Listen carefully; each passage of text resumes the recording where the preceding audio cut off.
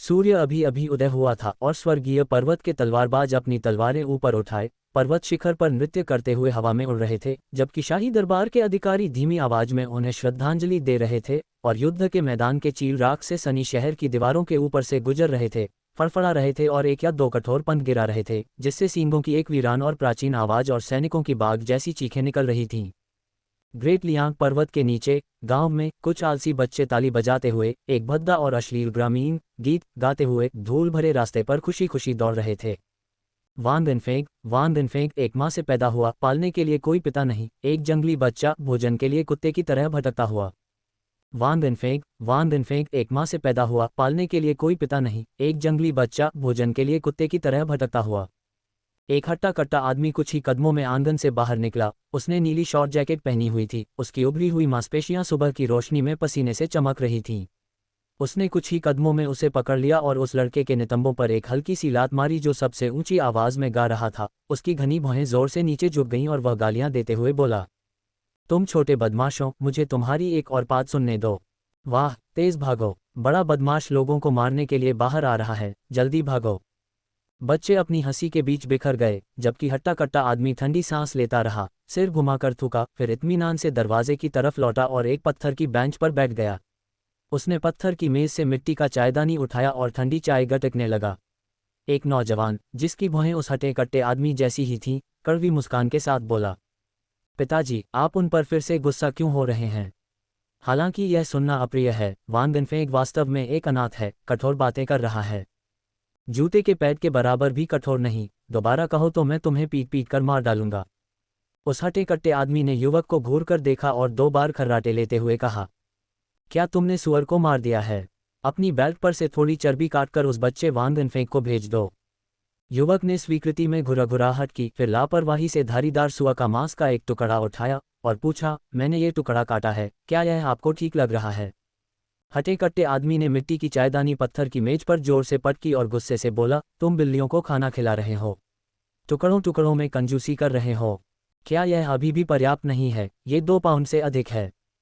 पर्याप्त नहीं। हटे कट्टे आदमी ने गाजर जैसी 2 मोटी उंगलियां फैलाकर सुअर काट रहे युवक की ओर इशारा करते हुए कहा, इसे वहीं रख दो, हमारे परिवार की म्यान इतनी चौड़ी है, इसे काट दो। अनिच्छा से युवक ने विरोध किया, इतना चौड़ा? ये तो 10 पाउंड से भी अधिक होगा। गुर्राते हुए पिता ने कहा, मैं पिता हूं या तुम पिता हो? उस बच्चे के पास सुअर नहीं है, वह 13 साल का है, उसका चक्र वर्ष। बस ऐसे ही काट दो। हाँ हाँ हाँ, आप परिवार के मुखिया हैं, मैं आपकी बात मानूंगा, सच में। युवक ने अपना हाथ पोंछा और हड्डी काटने वाले तेज चाकू को हाथ में घुमाया, जिससे एक तेज रोशनी चमकी। एक तेज कट के साथ एक चमकदार तेज ठंडी रोशनी गुजरी और सुअर के मांस का एक बड़ा टुकड़ा टोफू की तरह कट गया। उन्होंने इस पर विचार किया, कुछ व्यथित और नाराज महसूस करते हुए कहा, वह न तो रिश्तेदार है और न ही दयालु, आप क्या चाहते हैं? मेरा लक्ष्य क्या है? परोपकार और धार्मिकता का लक्ष्य। बैकवर्ड। उस आदमी की हथेली फड़क उठी और उसकी आंखें उभर आईं जब उसने कहा, इस लड़के को हमारे साथी गांव वालों ने बड़े होने तक पाला है, इसके परिवार का न तो कोई पिता है और न ही माँ। फिर भी तुम इन 2 सुअर के टुकड़ों के लिए उस पर दया कैसे कर सकते हो? एक सच्चा आदमी, जिसके पेट में न तो परोपकार है और न ही धार्मिकता, चाहे वह कहीं से भी आया हो, एक घटिया चीज के अलावा कुछ नहीं है। इसके अलावा बच्चे का चरित्र और योग्यता सचमुच बहुत अच्छी है, बहुत अच्छा बच्चा है। मैं आपको बताता हूं, अगर ऐसा न होता कि हमारा परिवार किसी तीसरे व्यक्ति को मार्शल आर्ट सीखने में मदद करने में सक्षम न होता, तो भले ही वह बूढ़ा आदमी जमीन से रेंगकर बाहर आता और मुझे उसमें धकेल देता, मैं फिर भी उसे हमारे परिवार की मुक्केबाजी सिखाता। वह सचमुच एक अच्छा बच्चा है। ग्रेट लियांग गांव, जिसकी पीठ पर विशाल ग्रेट लियांग पर्वत है। इस पर्वत पर कोई खूंखार जानवर नहीं थे, लेकिन खरगोश और लोमड़ियां बहुतायत में थीं और ढेर सारी सूखी टहनियां इकट्ठा करने के लिए थीं। इन्हें बेचकर कुछ तांबे के सिक्के कमाए जा सकते थे, हालांकि यह बहुत कम पैसा था जिसे केवल अनाथ ही संभाल सकते थे। पहाड़ पर एक सांवला दुबला पतला लड़का खड़ा था, उसकी पीठ पर सूखी टहनियों का एक मोटा गट्ठर पहले से ही बंधा हुआ था, बड़े करीने से तोड़ा हुआ और इस्तेमाल के लिए तैयार। हालांकि वह उन्हें बेचने के लिए पहाड़ से नीचे नहीं उतरा था, बल्कि वह पहाड़ी रास्ते के किनारे खड़ा था। उसकी छोटी छोटी आंखें सामने एक अजीब सी चीज पर टिकी हुई थीं, एक अत्यंत अविश्वसनीय डिजाइन का चांदी का कलाई गार्ड, जिसके शीर्ष पर एक नीला चौकोर रत्न जड़ा हुआ है, जो दिन के उजाले में भी दिखाई देने वाली रोशनी उत्सर्जित करता है, जो निश्चित रूप से असाधारण है। शायद कोई खजाना खो गया है और उसका मालिक अब तक परेशान हो गया होगा। मैं यहाँ थोड़ी देर और इंतज़ार करूँगा। सूखी टहनियों को अपनी पीठ से एक तरफ रखते हुए लड़के को एक से ज्यादा बार अंकल ली की कही बात याद आई। इंसान का लालच एक खूंखार बाघ की तरह होता है, जहाँ लोग पैसों के लिए एक दूसरे के खिलाफ हो जाते हैं और तलवारें खींचकर मार डालना आम बात है। ऐसे खजाने पर अपना कब्जा जमाना शायद कोई खास बात नहीं थी। फिर वह थोड़ा भौहें चढ़ाते हुए नीचे बैठा, कमर से पानी की थैली निकाली और हाथ धोए। धूल मिट्टी साफ करने के बाद उसने ध्यान से आलीशान दिखने वाले रिस्ट गार्ड को छुआ। लेकिन जैसे ही उसकी उंगलियां हल्के से छुईं, नीला रत्न अचानक चमक उठा और कहीं से एक तीखी मधुर स्त्री स्वर सुनाई दिया। हुआक्सिया लोंगजियांग सव में आपका स्वागत है, आप ही नंबर हैं। आवाज रुकी, फिर अचानक एक कर्कश विकृति आई, जारी रही, सवर असामान्य प्रभाव के अधीन रहा है। वीआर न्यूरल विजन तैनात नहीं किया जा सकता है, छवियों को रेटिना में प्रक्षेपित नहीं किया जा सकता है, स्व जांच पूरी हो गई है, उपयोग की अनुशंसा नहीं की जाती है, कृपया मरम्मत के लिए मरम्मत स्टेशन पर पहुंचा दें। आवाज फिर रुक गई। जैसे ही लड़का हक्का बक्का खड़ा रहा, रिस्ट गार्ड उड़कर उसकी दाहिनी कलाई पर आ लगा। तभी उसे अपनी कलाई में हल्की सी चुभन महसूस हुई और उसकी मधुर आवाज उसके कानों में पड़ी।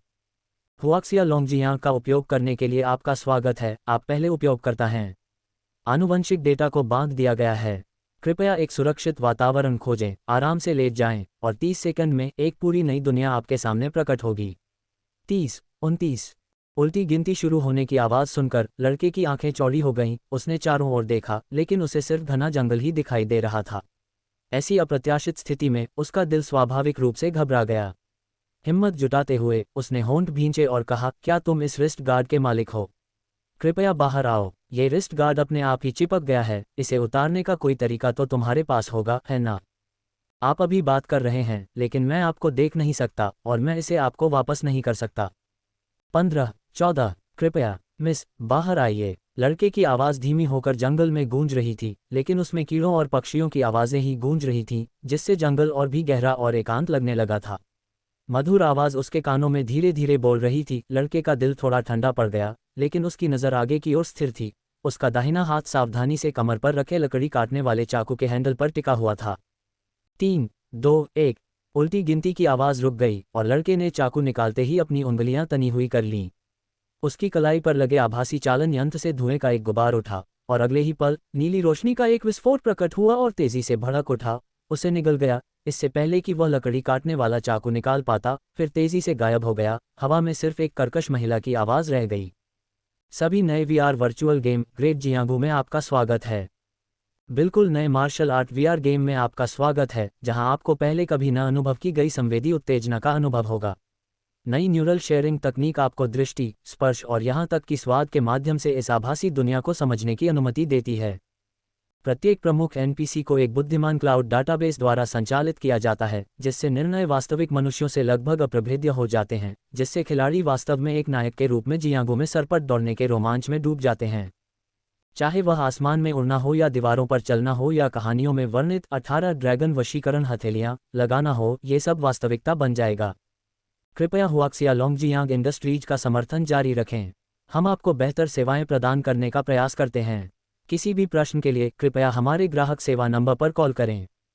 उसके कानों के पास संगीत जैसी मधुर आवाज बंद हो गई और अचानक विभिन्न आकृतियां उस भ्रमित युवक के सामने प्रकट हुईं। एक सफेद वस्त्र पहने एक सुंदर तलवारबाज, जिसके हाथ में एक हरा बांस का लंबा डंडा था, बिना कमीज के खुले दिल वाले युवक, और कवच पहने एक कठोर जनरल जिसके हाथ में एक भला था, सभी उसकी आंखों के सामने राजसी प्रतीत हो रहे थे।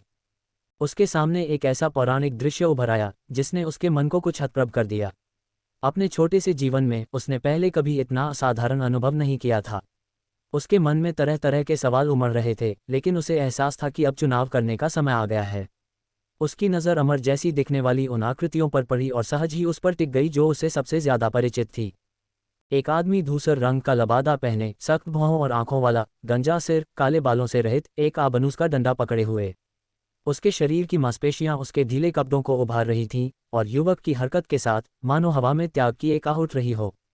उसके चारों ओर सफ़ेद वस्त्र पहने वह सुंदर तलवारबाज और खुले दिल वाले युवक गायब हो गए, जबकि धूसर वस्त्र पहने वह आदमी उसके सामने स्थिर हो गया, धीरे धीरे अपनी शांत, स्पष्ट आंखें खोल रहा था। उसका चेहरा शांत था। उसने अपना बायां हाथ अपनी छाती के सामने उठाया और शांति से कहा, अमिताभ, टकराना। उस लंबी आह के साथ उसके सामने सब कुछ ढह गया। परी सा दृश्य गायब हो गया और एक सुंदर हरा भरा पहाड़ जमीन से ऊपर उठा, साथ में तैरते बादल और दूर से आती घंटियों की झनकार। युवक ने खुद को एक पहाड़ी रास्ते पर पाया और जल्द ही पेड़ों के बीच छिपी एक भव्य इमारत दिखाई देने लगी। जैसे ही वह अविश्वास में वहां खड़ा था, किसी ने उसका हाथ पकड़ लिया। मुड़कर उसने देखा कि उसके बगल में भूरे कपड़े पहने एक आदमी खड़ा है, जो लाठी पकड़े हुए है और हरे पहाड़ों को देख रहा है। उसने एक समान स्वर में कहा, इस पर्वत की तलहटी में हमारा मिलना भाग्य की बात है। अगर आप जियांगू पार करने के लिए उत्सुक हैं, तो मेरे साथ इस पर्वत पर चढ़ने में क्यों नहीं शामिल होते।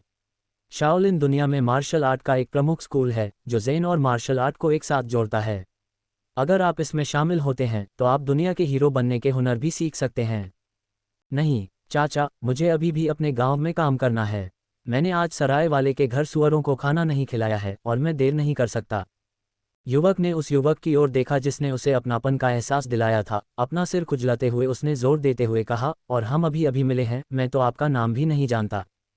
क्या आप मार्शल आर्ट सीखना नहीं चाहते? युवक ने रुककर ईमानदारी से उत्तर दिया, मैं जानता हूं, लेकिन सरायवाला मुझे नहीं सिखाएगा। तो आपके अनुसार क्या अधिक महत्वपूर्ण है, मार्शल आर्ट या सुअरों को खिलाना? शांत आभा वाले युवक ने उस युवक को थोड़ा सतर्क रहने पर मजबूर कर दिया। सिर खुजाते हुए और कुछ शर्मिंदा होकर उसने कहा, शायद सुअरों को खाना खिला रहे हैं। ऐसा किस लिए? जैसे जैसे वे पहाड़ पर चढ़ते गए, युवक, जो चढ़ाई से अनभिज्ञ प्रतीत होता था, गंभीरता से बोला, क्योंकि मैंने सराय मालिक के सुअरों को 1 वर्ष तक खिलाने का वादा किया था। बस इतना ही। वादा तो निभाना ही चाहिए और उसे अच्छे से पूरा करना चाहिए, युवक ने जवाब दिया। फिर कुछ देर रुककर शर्माते हुए कहा, यही मेरे पिताजी ने मुझे सिखाया है और मुझे लगता है कि वे सही हैं। युवक ने थोड़ा सिर हिलाया, एक क्षण के लिए चुप हो गया और फिर बोला, आपके पिताजी ने आपको अच्छी शिक्षा दी है? तो अंकल, मुझे वापस जाने दीजिए। मैंने बस उस अजीब कलाई गार्ड को छुआ और यहाँ पहुँच गया। पहाड़ की तलहटी में मिलने की बात, हम तो बस मिले ही थे। मैं किसी जियांगू में नहीं जाना चाहता। युवक की आंखों में क्षणिक रूप से डेटा की धारा चमकी, लेकिन वे जल्दी ही साफ हो गईं और उसने शांति से पूछा, अगर जियांगू नहीं, तो फिर तुम क्या करना चाहते हो? युवक के काले चेहरे पर लाली छा गई। जैसे ही उसने अपने सिर के पीछे खुजाया, उसका चेहरा आशा से भर गया। मैं गांव में कोई काम सीखना चाहता हूँ, पैसे बचाकर सुअर का एक जोड़ा खरीदना चाहता हूँ, एक नर और एक मादा, फिर उन्हें बड़ा करके कई सुअर के बच्चे पैदा करूंगा, जिन्हें मैं बाद में बेच सकूंगा, और फिर जाकर पड़ोसी के घर से एलियान का हाथ मांगूंगा। अलियान? युवक ने जब पूछा तो वह उत्सुक लग रहा था और लड़के ने अपना सिर झुका लिया। कुछ देर तक गुनगुनाता रहा। उसका चेहरा शर्म से लाल हो गया जब उसने कहा, वह एक सुंदर लड़की है। मैं सराय वाले ने कहा कि उसकी शर्तें स्पष्ट हैं और वह एक उपयुक्त पत्नी बनेगी। पत्नी? युवक की आंखों की स्पष्टता अचानक अराजक आंकड़ों की धारा में बदल गई, जिससे एक इंद्रधनुषी रोशनी चमक उठी और उसके कदम रुक गए और उसने गंभीरता से कहा, एक भिक्षु के रूप में किसी को प्रेम के जाल में नहीं फंसना चाहिए, और एक शाओलिन शिष्य के रूप में प्रेम के बारे में तो और भी कम बोलना चाहिए। क्यों? सराय वाले ने कहा कि यह ऐसी चीज है जो एक आदमी के पास होनी ही चाहिए। लड़के की आवाज़ धीमी पड़ गई जब युवक ने उसकी ओर मुड़कर उसे गौर से देखा। विशाल डेटाबेस में से 13 साल के लड़के के लिए उपयुक्त उत्तर चुनते हुए उसकी पुतलियों में डेटा की धाराएं कौंध गईं। क्योंकि पहाड़ के नीचे वाली महिला एक बाघिन है। एक बाघ? लड़का उलझन में था। वह मनमोहक एलियन को एक भयानक जंगली जानवर के साथ जोड़ने में असमर्थ था, जबकि युवक पहले से ही उसे ऊपर की ओर ले जा रहा था, शांति से कह रहा था, ऐसा इसलिए भी है क्योंकि सभी घटनाएं मूलतः खोखली हैं। क्या तुम उससे इसलिए प्यार करते हो क्योंकि वह प्यारी है? लेकिन सुंदरता तो जल्दी ही फीकी पड़ जाती है। अगर वह सफ़ेद बालों वाली एक बूढ़ी औरत बन जाए, तो क्या तुम तब भी उससे प्यार करोगे? लड़का अवाक रह गया और युवक कहता रहा, और रूप शून्यता है, शून्यता ही रूप है। संसार में प्रत्येक वस्तु मूलतः शून्य है, तो फिर इन भ्रामक चीजों पर क्यों ध्यान दिया जाए? खालीपन। पहाड़ पर ले जाए जाते समय लड़का हैरान होकर अपना सिर खुजा रहा था और शांत चेहरे वाले युवक से उत्सुकता से पूछ रहा था, लेकिन अगर आप कहें कि सब कुछ खाली है, पसंद भी खाली है, नापसंद भी खाली है, तो इन दोनों में क्या अंतर है? यदि दोनों ही पूर्णतया खाली हैं, तो क्या इस खालीपन की खोज का विचार भी पूर्णतया खाली नहीं है? यदि सब कुछ खाली है, तो फिर क्या मतलब है? क्या शून्यता भी स्वयं शून्य है? युवक रुक गया, उसका शरीर थोड़ा अकड़ गया, उसकी आंखों में नीले डेटा की बड़ी बड़ी धाराएं दिखाई देने लगीं। लेकिन एक खेल में एक एनपीसी होने के नाते उसके पास बौद्ध विचारों पर बहुत सीमित डेटा संग्रहित था। थोड़ी खोजबीन करने के बाद उसने सिस्टम के तर्क के अनुसार प्रश्न को छिपाया और धीरे से पूछा, तुम्हारा नाम क्या है? उद्धरण चिन्ह ... मेरा नाम वांग इनफेंग है। लड़के ने सिर खुजाया और भोलेपन से मुस्कुराया। मेरे पिता ने कहा था, जब मैं पैदा हुआ और गांव में बस गया तो पूर्व दिशा से एक हवा आई थी। मेरी माँ को लगा कि मैं उसी हवा का पुनर्जन्म हूँ, इसलिए उन्होंने मेरा नाम इनफेंग रखा। अच्छा, इनफेंग, युवक ने 2-3 बार बुदबुदाया, फिर एक लंबी छड़ी से हल्के से थपथपाया। शाओलिन, हम आ गए हैं। चरमराहट। प्राचीन मंदिर, सदियों पुराना, फिर भी नए सिरे से खुल रहा था। मजबूत देहाती पहाड़ी दरवाज़ा धीरे धीरे खुला। वांग इनफेंग के सामने एक अलग ही दुनिया किसी स्क्रॉल पेंटिंग की तरह खुल गई, जिससे लड़के की आंखें अनायास ही चौड़ी हो गईं, एक अजीब सी चमक से चमक उठीं। पीली दीवारें, काली टाइलें, गहरा लाल दरवाज़ा, दरवाजे के ऊपर एक सोने की परत चढ़ी पट्टिका पर 3 बड़े अक्षर अंकित थे।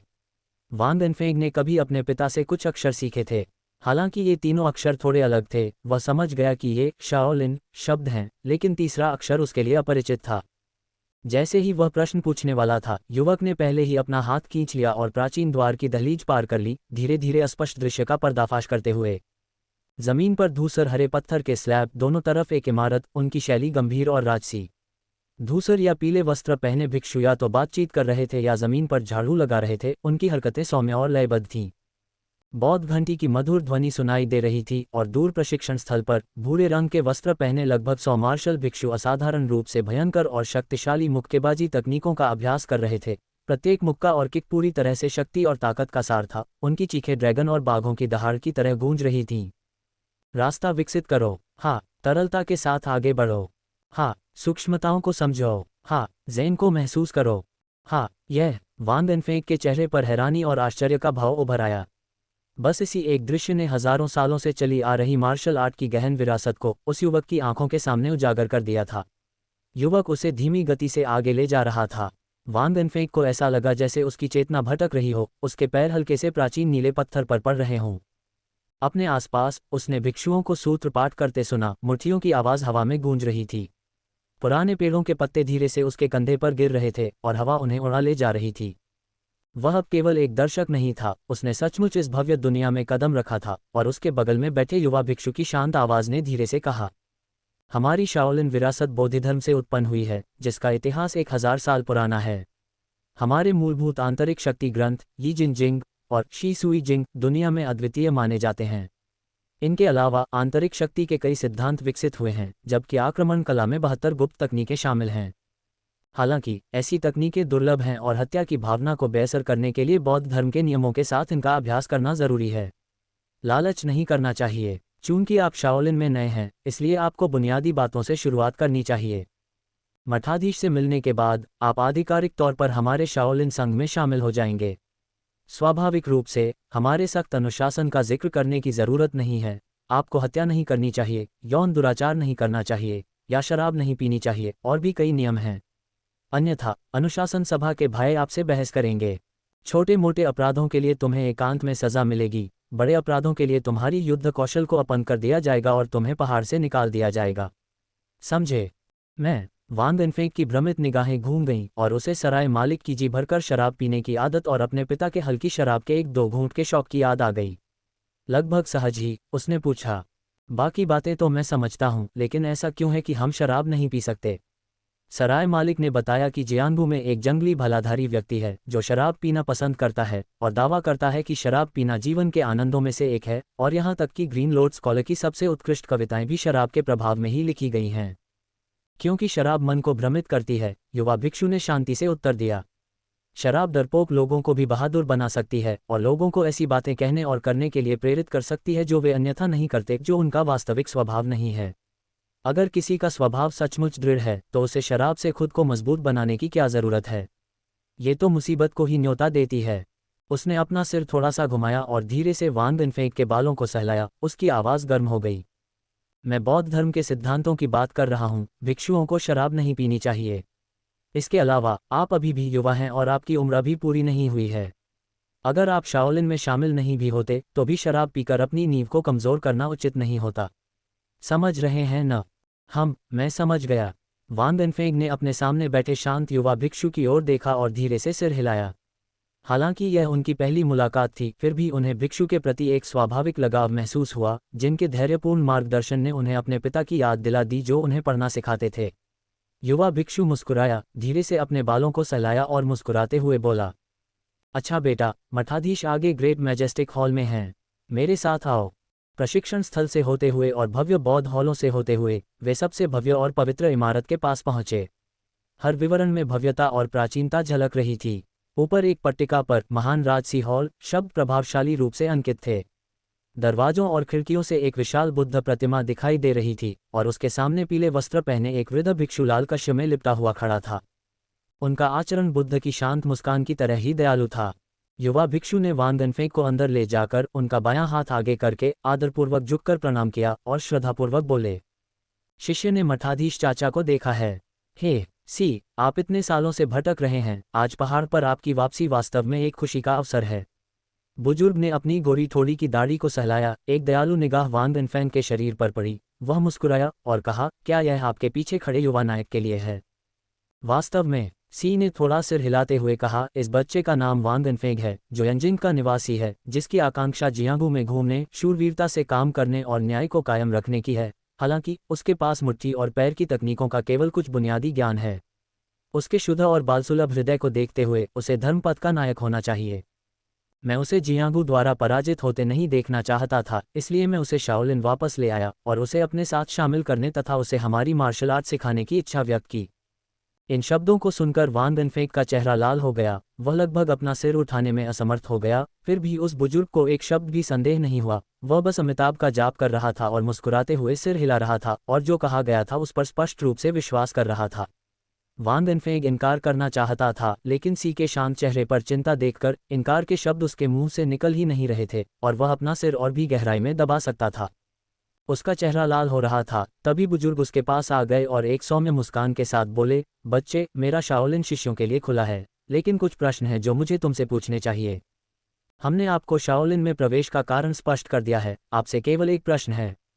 उसकी आवाज़ थोड़ी रुक गई। बुजुर्ग ने अपनी सफ़ेद दाढ़ी को सहलाते हुए गंभीरता से पूछा, यदि आप मार्शल आर्ट सीखते हैं और सड़क पर आपका सामना किसी ऐसे व्यक्ति से होता है जो चाकू लेकर किसी की हत्या कर रहा है, तो आप क्या करेंगे? हत्या, वान गनफेंग ने ईमानदारी से जवाब दिया, यह इस बात पर निर्भर करता है कि वह किसे मार रहा है। ओह, बुजुर्ग की मुस्कुराती आंखों में नीले रंग की एक चमक दौड़ गई। उनके चेहरे पर जिज्ञासापूर्ण भाव उभर आए और उन्होंने पूछा, आपका क्या मतलब है? युवक ने एक क्षण सोचा और गंभीरता से बोला, लोग कई प्रकार के होते हैं। यदि वह किसी अच्छे व्यक्ति को मार रहा है तो मुझे उसे रोकना होगा। यदि वह किसी बुरे व्यक्ति को मार रहा है तो मैं हस्तक्षेप नहीं करूंगा। दुनिया में बहुत सारे लोग हैं, लेकिन यदि एक बुरा व्यक्ति कम हो जाए तो ये सभी के लिए अच्छी बात है। बुजुर्ग ने मुस्कुराते हुए पूछा, लेकिन एक बुरा इंसान भी एक इंसान है, एक जिंदगी है। क्या तुम्हारा रवैया बहुत क्रूर नहीं है? क्रूर, क्रूर। युवक ने उसकी ओर देखा। उसकी आंखें पहले तो आश्चर्य से भर गईं, फिर कुछ क्रोधित और परेशान हो गईं, और उसने अपनी आवाज़ ऊंची कर ली। एक बुरा व्यक्ति अनेक अच्छे लोगों को नुकसान पहुंचाएगा। बुरे लोग भी इंसान हैं, उनकी भी जिंदगी है, लेकिन अच्छे लोग भी इंसान हैं, उनकी भी जिंदगी है। मैं यहाँ मार्शल आर्ट नहीं सीखना चाहता। अंकल सी, कृपया मुझे पहाड़ से नीचे ले चलो। हे, दिलचस्प है, दिलचस्प है, बच्चे। बुरे लोगों को खत्म करने के सिर्फ मारने के अलावा और भी कई तरीके हैं। किसी बुरे इंसान को मारना बस एक बुरे इंसान को मारना है। अगर आप किसी बुरे इंसान का धर्म परिवर्तन करते हैं तो आप न सिर्फ एक जिंदगी बचाते हैं, बल्कि दुनिया से एक बुरा इंसान कम होता है और साथ ही एक अच्छा इंसान भी मिलता है। क्या ये और भी बेहतर नहीं है? बुजुर्ग जरा भी नाराज नहीं हुए, बल्कि बस हंसी के साथ समझाया, जिससे वान गनफेंग थोड़ा स्तब्ध रह गए। फिर उनका चेहरा कुछ हद तक स्थिर रहने में असमर्थ हो गया, जबकि उनका मन अनजाने में ही एक नए विचार का स्वागत कर रहा था। इस समय तक बुजुर्ग ने पहले ही मुस्कुराते हुए हृष्ट पुष्ट सी की ओर सिर हिला दिया था। इस बालक का स्वभाव अच्छा है, किंतु इसमें प्राण संहार और प्राण रक्षा दोनों की क्षमता है। यह आपके संरक्षण में आए, अच्छी तरह से साधना करे और अपने मार्ग से विचलित न हो। हाँ, सी ने थोड़ा झुककर वान गनफेंग को महान राजसी हॉल से बाहर ले गया। इस दौरान वह युवक अभी भी कुछ असमंजस में था। अपने बगल में खड़े युवक को देखते हुए उसने पूछा, अंकल सी, मुझे मास्टर कहो। उद्धरण चिन्ह ... हाँ गुरुजी, अभी अभी उस बुजुर्ग सज्जन ने कहा था कि हम एक बुरे इंसान को अच्छा बना सकते हैं। हम ऐसा कैसे कर सकते हैं? वान गनफेंग ने अपना सिर खुजलाते हुए गंभीरता से पूछा, मुझे सचमुच समझ नहीं आ रहा। उद्धरण चिन्ह ... उद्धरण चिन्ह। युवक एक क्षण के लिए चुप हो गया, फिर बोला, उन्हें तब तक मारो जब तक वे हार न मान लें। उसके बाद उन दोनों ने ज्यादा बात नहीं की। वान गनफेंग ने दुष्टों को सुधारने के बारे में सोचा और फिर उसके विचार गांव की रोजमर्रा की बातों में बदल गए। उसने सराय वाले के सुअरों को वापस खिलाने और अकेले रहने वाले बूढ़े चाचा से मिलने के बारे में सोचा जिनसे वह आखिरी बार 3 दिन पहले मिला था।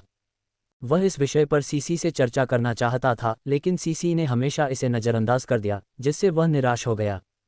जब वे एक तरफ वाले हॉल में पहुंचे जहां कवच पहने एक राजा की मूर्ति भयंकर भाव से घूर रही थी, तब जाकर हालात बदले।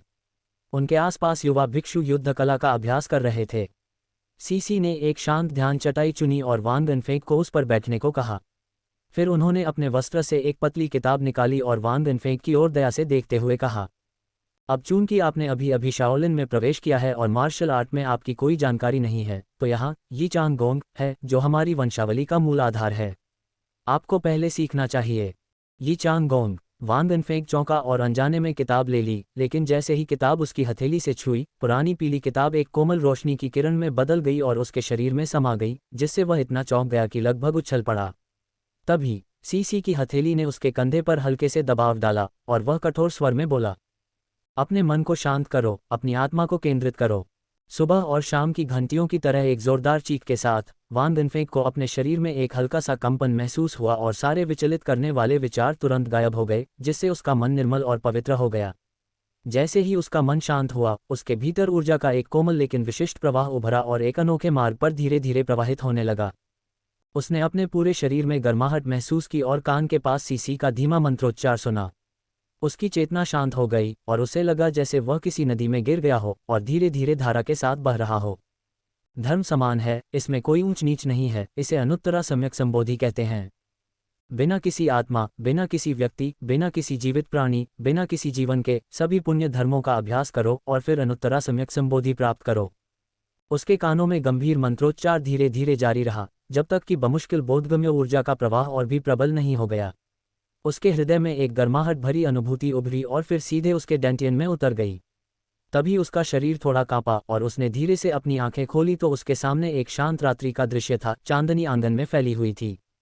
ये है। वान गनफेंग ने अपने सामने रात के दृश्य को देखा, फिर भी उसे समझ नहीं आया कि केवल आंखें बंद करने से पूरी दुनिया कैसे बदल गई। तुम जाग गए हो। पास में हो रहा जाना पहचाना मंत्रोच्चार थम गया और उसकी जगह सीसी की शांत आवाज गूंज उठी।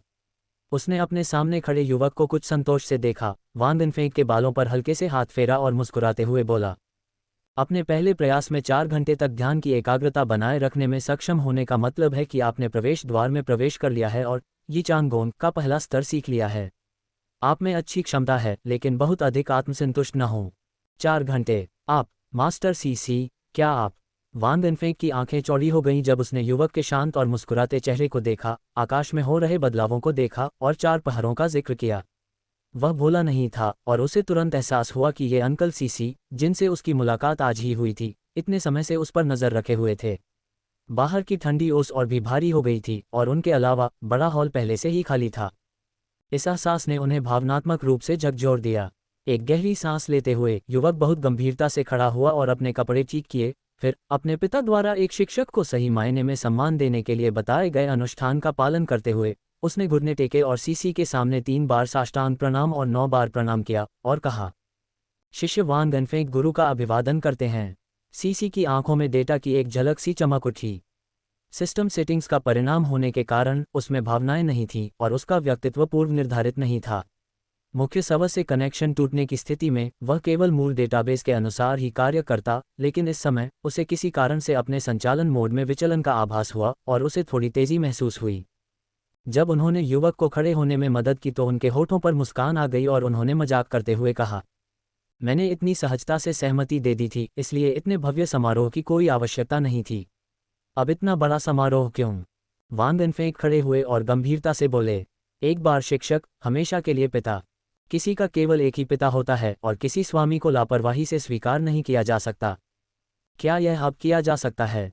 युवक ने सिर हिलाया और जवाब दिया, चाचा ली ने कहा था कि चाहे जियांगू में घूमना हो, शाही दरबार में खड़ा होना हो या किसी छोटे पहाड़ी गांव में रहकर गुजारा करना हो, सब एक ही बात है। उनकी बातें सुनो और उनके कामों को देखो, तभी तुम कोई फैसला कर सकते हो। एक आदमी को बनावटी नहीं होना चाहिए, लेकिन उसे इतना मूर्ख भी नहीं होना चाहिए कि वह दूसरों की बातों पर यकीन कर ले। मास्टर सी के शांत चेहरे पर गहरा आश्चर्य प्रकट हुआ और फिर जोरदार हंसी। उनकी भौहें ऊपर उठ गईं और उनका पहले जैसा शांत व्यवहार जियांगू के एक साहसी और बेलगाम नायक में बदल गया। उन्होंने जोर से ताली बजाई और हंसे। हा हा हा, बहुत बढ़िया, बहुत बढ़िया। उनकी बातें सुनो और उनके काम देखो, बहुत बढ़िया, सचमुच बहुत बढ़िया। आपकी योग्यता बहुत अच्छी है और आपका स्वभाव मुझे पसंद है। आप मेरे शिष्य बनने के योग्य हैं। आज मैं तुम्हें यी चांग गोंग सिखाऊंगा। याद रखो कि इसे बिना रुके रोजाना साधना करो। यहाँ 10 अवशोषित गोलियां हैं, आज के साधना सत्र के दौरान इन्हें भागों में सेवन करो। ये पूरी तरह से घुल जाएंगी और तुम्हारी साधना में बहुत सहायक होंगी। हंसी के बाद मास्टर सी के होठों पर मुस्कान अभी भी बनी हुई थी। उन्होंने अपने चोगे में हाथ डाला, एक मोटी गर्दन वाली चीनी मिट्टी की बोतल निकाली और उसे सीधे वांग इनफेंग की ओर फेंक दिया, जिसने बिना किसी दिखावे के उसे पकड़ लिया और अपनी बाहों में भर लिया। किसी बड़े से उपहार लेने से इनकार करना अशिष्टता है, इनकार करना अपमानजनक होगा। वांग इनफेंग ने गुरु सी और भिक्षुओं का अनुसरण करते हुए एक हाथ अपनी छाती के सामने सीधा रखा और कृतज्ञता व्यक्त की। गुरु आपका धन्यवाद। बीप खेल की दुनिया में खिलाड़ी का ऑनलाइन समय 10 घंटे तक पहुंच गया है। Virtual gaming anti addiction law के अनुसार 13 साल से कम उम्र के नाबालिगों के लिए अधिकतम ऑनलाइन समय प्रतिदिन 1 घंटा है। अब आपको खेल से बाहर निकलने के लिए मजबूर किया जा रहा है। कृपया बाहर जाएं, ताज़ी हवा में सांस लें और शारीरिक व्यायाम करें। जैसे ही उस मधुर और मधुर महिला स्वर की ध्वनि सुनाई दी, उसके स्वामी की संतुलित फिर भी असंयत छवि जम गई और फिर धीरे धीरे धुएं की तरह लुप्त हो गई, और साथ ही भव्य और गंभीर विशाल हॉल भी। बाहर आंगन चमकदार चांदनी से अटा पड़ा था। वांग इनफेंग थोड़ा चौंका, उसकी आंखों के सामने केवल एक धुंधलापन महसूस हुआ और अचानक उसने खुद को शाओलिन के मोमबत्ती की रोशनी वाले साइड हॉल से घने जंगल में जमीन पर लेटा हुआ पाया। सूरज की रोशनी उसके चेहरे को गर्म कर रही थी, जिससे उसे नींद आने का विरोध करना मुश्किल हो रहा था।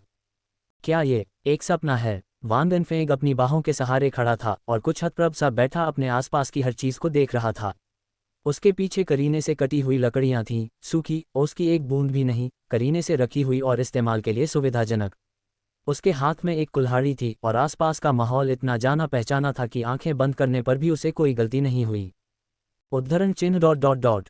यह एक सपना है। हाँ, मुझे ये पता था। मैं मार्शल आर्ट सीखने की चाह में पागल हो गया हूँगा। मैं सपने में भी शाओलिन का शिष्य बनने का सपना देखता हूँ। शाओलिन। युवक ने अपनी बाहें फैलाईं और खुद को जमीन पर लेटने दिया और खुद पर मजाक करते हुए बुदबुदाया।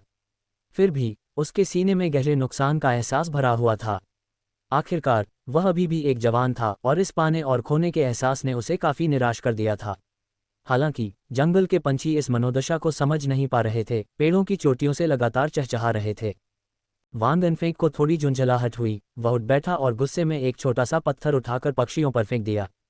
उसका इरादा तो बस शोर मचा रहे पक्षियों को भगाना था, लेकिन जैसे ही उसने पत्थर फेंका, उसकी बांह से अचानक गर्माहट की एक हल्की लहर फूट पड़ी और उसकी उंगलियों में बहने लगी।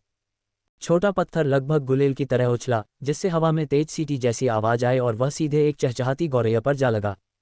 नन्हे पक्षी को कुछ भी कहने का मौका नहीं मिला और वह सिर के बल जमीन पर गिर पड़ा, जिससे बाकी पक्षी डर के मारे तितर-बितर हो गए। हालांकि वांग इनफेंग के दिल में भी उतना ही सदमा लगा जितना पक्षियों को लगा था। वह वहीं स्तब्ध होकर बैठ गया और अविश्वास से अपने हाथों को घूरने लगा।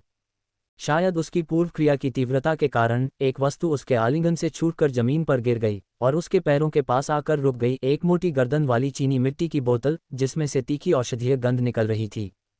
ये है यी चांग गोंग। क्यों ये अवशोषित करने वाली गोलियां? क्या सब कुछ वास्तविक है? वांग इनफेंग ने उस पक्षी को देखा जो बेहोश हो गया था और फिर अपने हाथ में चीनी मिट्टी की बोतल पर नजर डाली, जो एक औषधीय सुगंध से सराबोर थी। वह हतप्रभ रह गया और लगभग सहज रूप से ही स्तब्ध होकर पहाड़ से नीचे उतर गया। गांव के कई प्रमुख परिवारों को जलाऊ लकड़ी पहुंचाने में असफल रहा और भारी और हल्के कदमों से अपने ही गांव के प्रवेश द्वार पर विलो पेड़ों के पास अपने छोटे से टूटे हुए घर में लौट आया। अपनी पीठ पर लदे जलाऊ लकड़ी के गट्ठर को फेंककर वह घर के अंदर बैठ गया और उस मेज को घूरने लगा जहां चीनी मिट्टी की बोतल रखी थी। उसे देखते ही उसके चेहरे पर एक मूर्खतापूर्ण मुस्कान उभर आई जिसे वह दबा नहीं सका। उसका दिल अचानक प्रबुद्ध हो गया। मन ही मन हंसते हुए उसे अपना मुंह ऐसे ढकना पड़ा मानो वह कोई छोटी सी दुधारू बिल्ली हो जिसने मछली खा ली हो। वह आगे की ओर लुढ़कते हुए सीधे कठोर बिस्तर पर गिरा, कंबल को गले लगाया और काफी देर तक चुपके से हंसता रहा। करवट बदलते ही उसे अचानक अपनी कलाई में दर्द महसूस हुआ और तभी उसे पहाड़ पर मिले उस अजीब कलाई रक्षक की याद आई। उसका मालिक अभी तक नहीं आया था, उसने अभी तक सराय वाले के सुअरों को खाना नहीं खिलाया था और उसने अकेले रहने वाले एकांतप्रिय बुजुर्ग ली का हालचाल भी नहीं लिया था, जो उसे अपने माता पिता के कर्तव्यों की याद दिला रहा था। एक साथ उसके दिमाग में कई बातें कौंध गईं। हालांकि उसे अभी भी समझ नहीं आ रहा था कि अभी कुछ देर पहले रात क्यों थी और फिर अचानक सुबह क्यों हो गई, फिर भी उसे यह एहसास होने से नहीं रोका कि काफ़ी समय बीत चुका है। 4 घंटे और की आवाज़ अभी भी उसके कानों में गूंज रही थी। छूटे हुए सारे कामों के बारे में सोचकर उसका दिल दहल गया। वह अचानक उठ बैठा और अपने हाथ में रिस्ट गार्ड थाम लिया। लेकिन चांदी जैसे कलाई रक्षक की जगह उसे ठंडी धातु जैसी चमकदार मोतियों की एक माला महसूस हुई, जो छूने में पुरानी लकड़ी जैसी मुलायम थी। अपनी बेचैनी में वह खुद को रोक नहीं पाया और धीरे से पुकार उठा, कलाई गार्ड कहाँ है? ये कैसे गायब हो गया? बीप, युवा नायक, आपने अपना संप्रदाय पहले ही चुन लिया है। सव लिक्विड मेटल तकनीक का इस्तेमाल करके इसे शाओलिन मंदिर के शिष्यों की सहायक वस्तु स्टेडी हॉट प्रेयर बीड्स जैसा बना देता है। नुकसान से बचाने के लिए इसे आपसे बांध दिया गया है। उसके कानों में फिर से वही मधुर और मधुर स्त्री स्वर गूंज उठा। वांग एनफेंग ठिठक गया, बुद्ध की मालाओं को देखा और एक क्षण बाद पूछा, शाओलिन, क्या इसका मतलब यह है कि यह मेरा है? क्या ये हो सकता है कि मास्टर ने इसे मुझे दिया हो? यह मास्टर के पास मौजूद मोतियों से बहुत मिलता जुलता है। अनफेंग, क्या तुम वहाँ हो? किसी ने अभी अभी कहा कि तुम वापस आ गए हो। वांग अनफेंग कुछ उलझन में था, तभी दरवाजे के बाहर से एक मजबूत और गहरी पुरुष आवाज़ आई। आवाज़ के मालिक को पहचानते हुए युवक को ये सोचने का वक्त ही नहीं मिला कि स्थिर हृदय प्रार्थना माला उसकी है या नहीं। वह उछल पड़ा, अपने कपड़े ठीक किए, मन को शांत किया, जल्दी से दरवाज़ा खोला और अचानक उसने देखा कि नीले रंग का लबादा पहने एक युवक बाहर खड़ा है, दरवाज़ा खटखटाने के लिए तैयार। उसे बाहर आते देख उस आदमी के चेहरे पर मुस्कान आ गई और उसने कहा, तुमने मुझे बहुत देर तक इंतज़ार करवाया, सच में। मुझे सचमुच बहुत खेद है, बड़े भाई वांग, कल मैं किसी मुसीबत में फंस गया था, इसलिए मैं सराय मालिक के घर नहीं जा सका। वांग एनफेंग ने उस युवक को देखकर उसे बीच में ही टोक दिया और चेहरे पर पश्चाताप के भाव लिए जल्दी से माफ़ी मांगी। ये सुनकर दरवाजे पर खड़ा लंबा चौड़ा युवक अचंभित रह गया। उसने वांग एनफेंग के माथे पर हाथ रखा और मजाक में कहा, तुम्हें सर्दी जुकाम नहीं है तो दिन दहाड़े ये बकवास क्यों? बकवास? लड़का रुक गया और नीले लिबास वाला युवक जोर से हंस पड़ा, कल तुमने मेरे परिवार के सुअरों को इतना खिलाया कि वे मोटे हो गए। हमें मिले हुए बस एक दिन ही हुआ है और तुम सब कुछ भूल गए। उसकी नज़र लड़के से हटकर गंदे बिस्तर पर गई, उसके चेहरे पर अचानक समझ आ गई और वह चिढ़ाते हुए बोला, लगता है आज तुमने आलस किया है एनफेंग, और नींद की वजह से तुम परेशान हो गई हो। लेकिन कोई बात नहीं, तुम्हारी रोज़मर्रा की व्यस्तता को देखते हुए ज़्यादा सोना कोई समस्या नहीं है। लड़के ने समझाने के लिए मुंह खोला, लेकिन उसे समझ नहीं आ रहा था कि शुरुआत कहाँ से करे। जब तक वह अपने विचारों पर काबू पाता, तब तक युवक ने सुअर के मांस का एक बड़ा टुकड़ा उठा लिया था और मुस्कुराते हुए सहजता से बोला, चलो इस बारे में बात नहीं करते। हमने आज एक सुअर काटा है और पिताजी ने मुझे तुम्हारे लिए सुअर के पेट का एक टुकड़ा लाने को कहा है। आजकल बहुत गर्मी है, तुम्हें इसे जल्दी पकाकर खा लेना चाहिए, इससे पहले कि यह गर्मी में खराब हो जाए। लो, मुझे घर पर काम है, इसलिए मैं तुम्हें नहीं रोकूंगा। मुझे जाना है, लेकिन अगर बाद में तुम्हारे पास थोड़ा खाली समय हो तो हम और बातें कर सकते हैं। लड़के के मना करने का इंतजार किए बिना वांग नाम वाले उस युवक ने वांग इनफेंग के हाथों में मांस थमा दिया, कुछ शब्दों में उसे अलविदा कहा और फिर लंबे कदमों से मुड़ गया। सुअर का मांस हाथ में लिए लड़के ने उस युवक को तेजी से जाते हुए देखा, लेकिन उसके दिल में एक जानी पहचानी तसल्ली महसूस हुई। कुछ भी नहीं बदला था, वो अब भी वही जाना पहचाना गांव था, जाने पहचाने लोग। अगर कुछ बदला था तो शायद सिर्फ उसकी कलाई पर बंधी बुद्ध मालाएं और उसके शरीर में बहती गर्म धाराएं।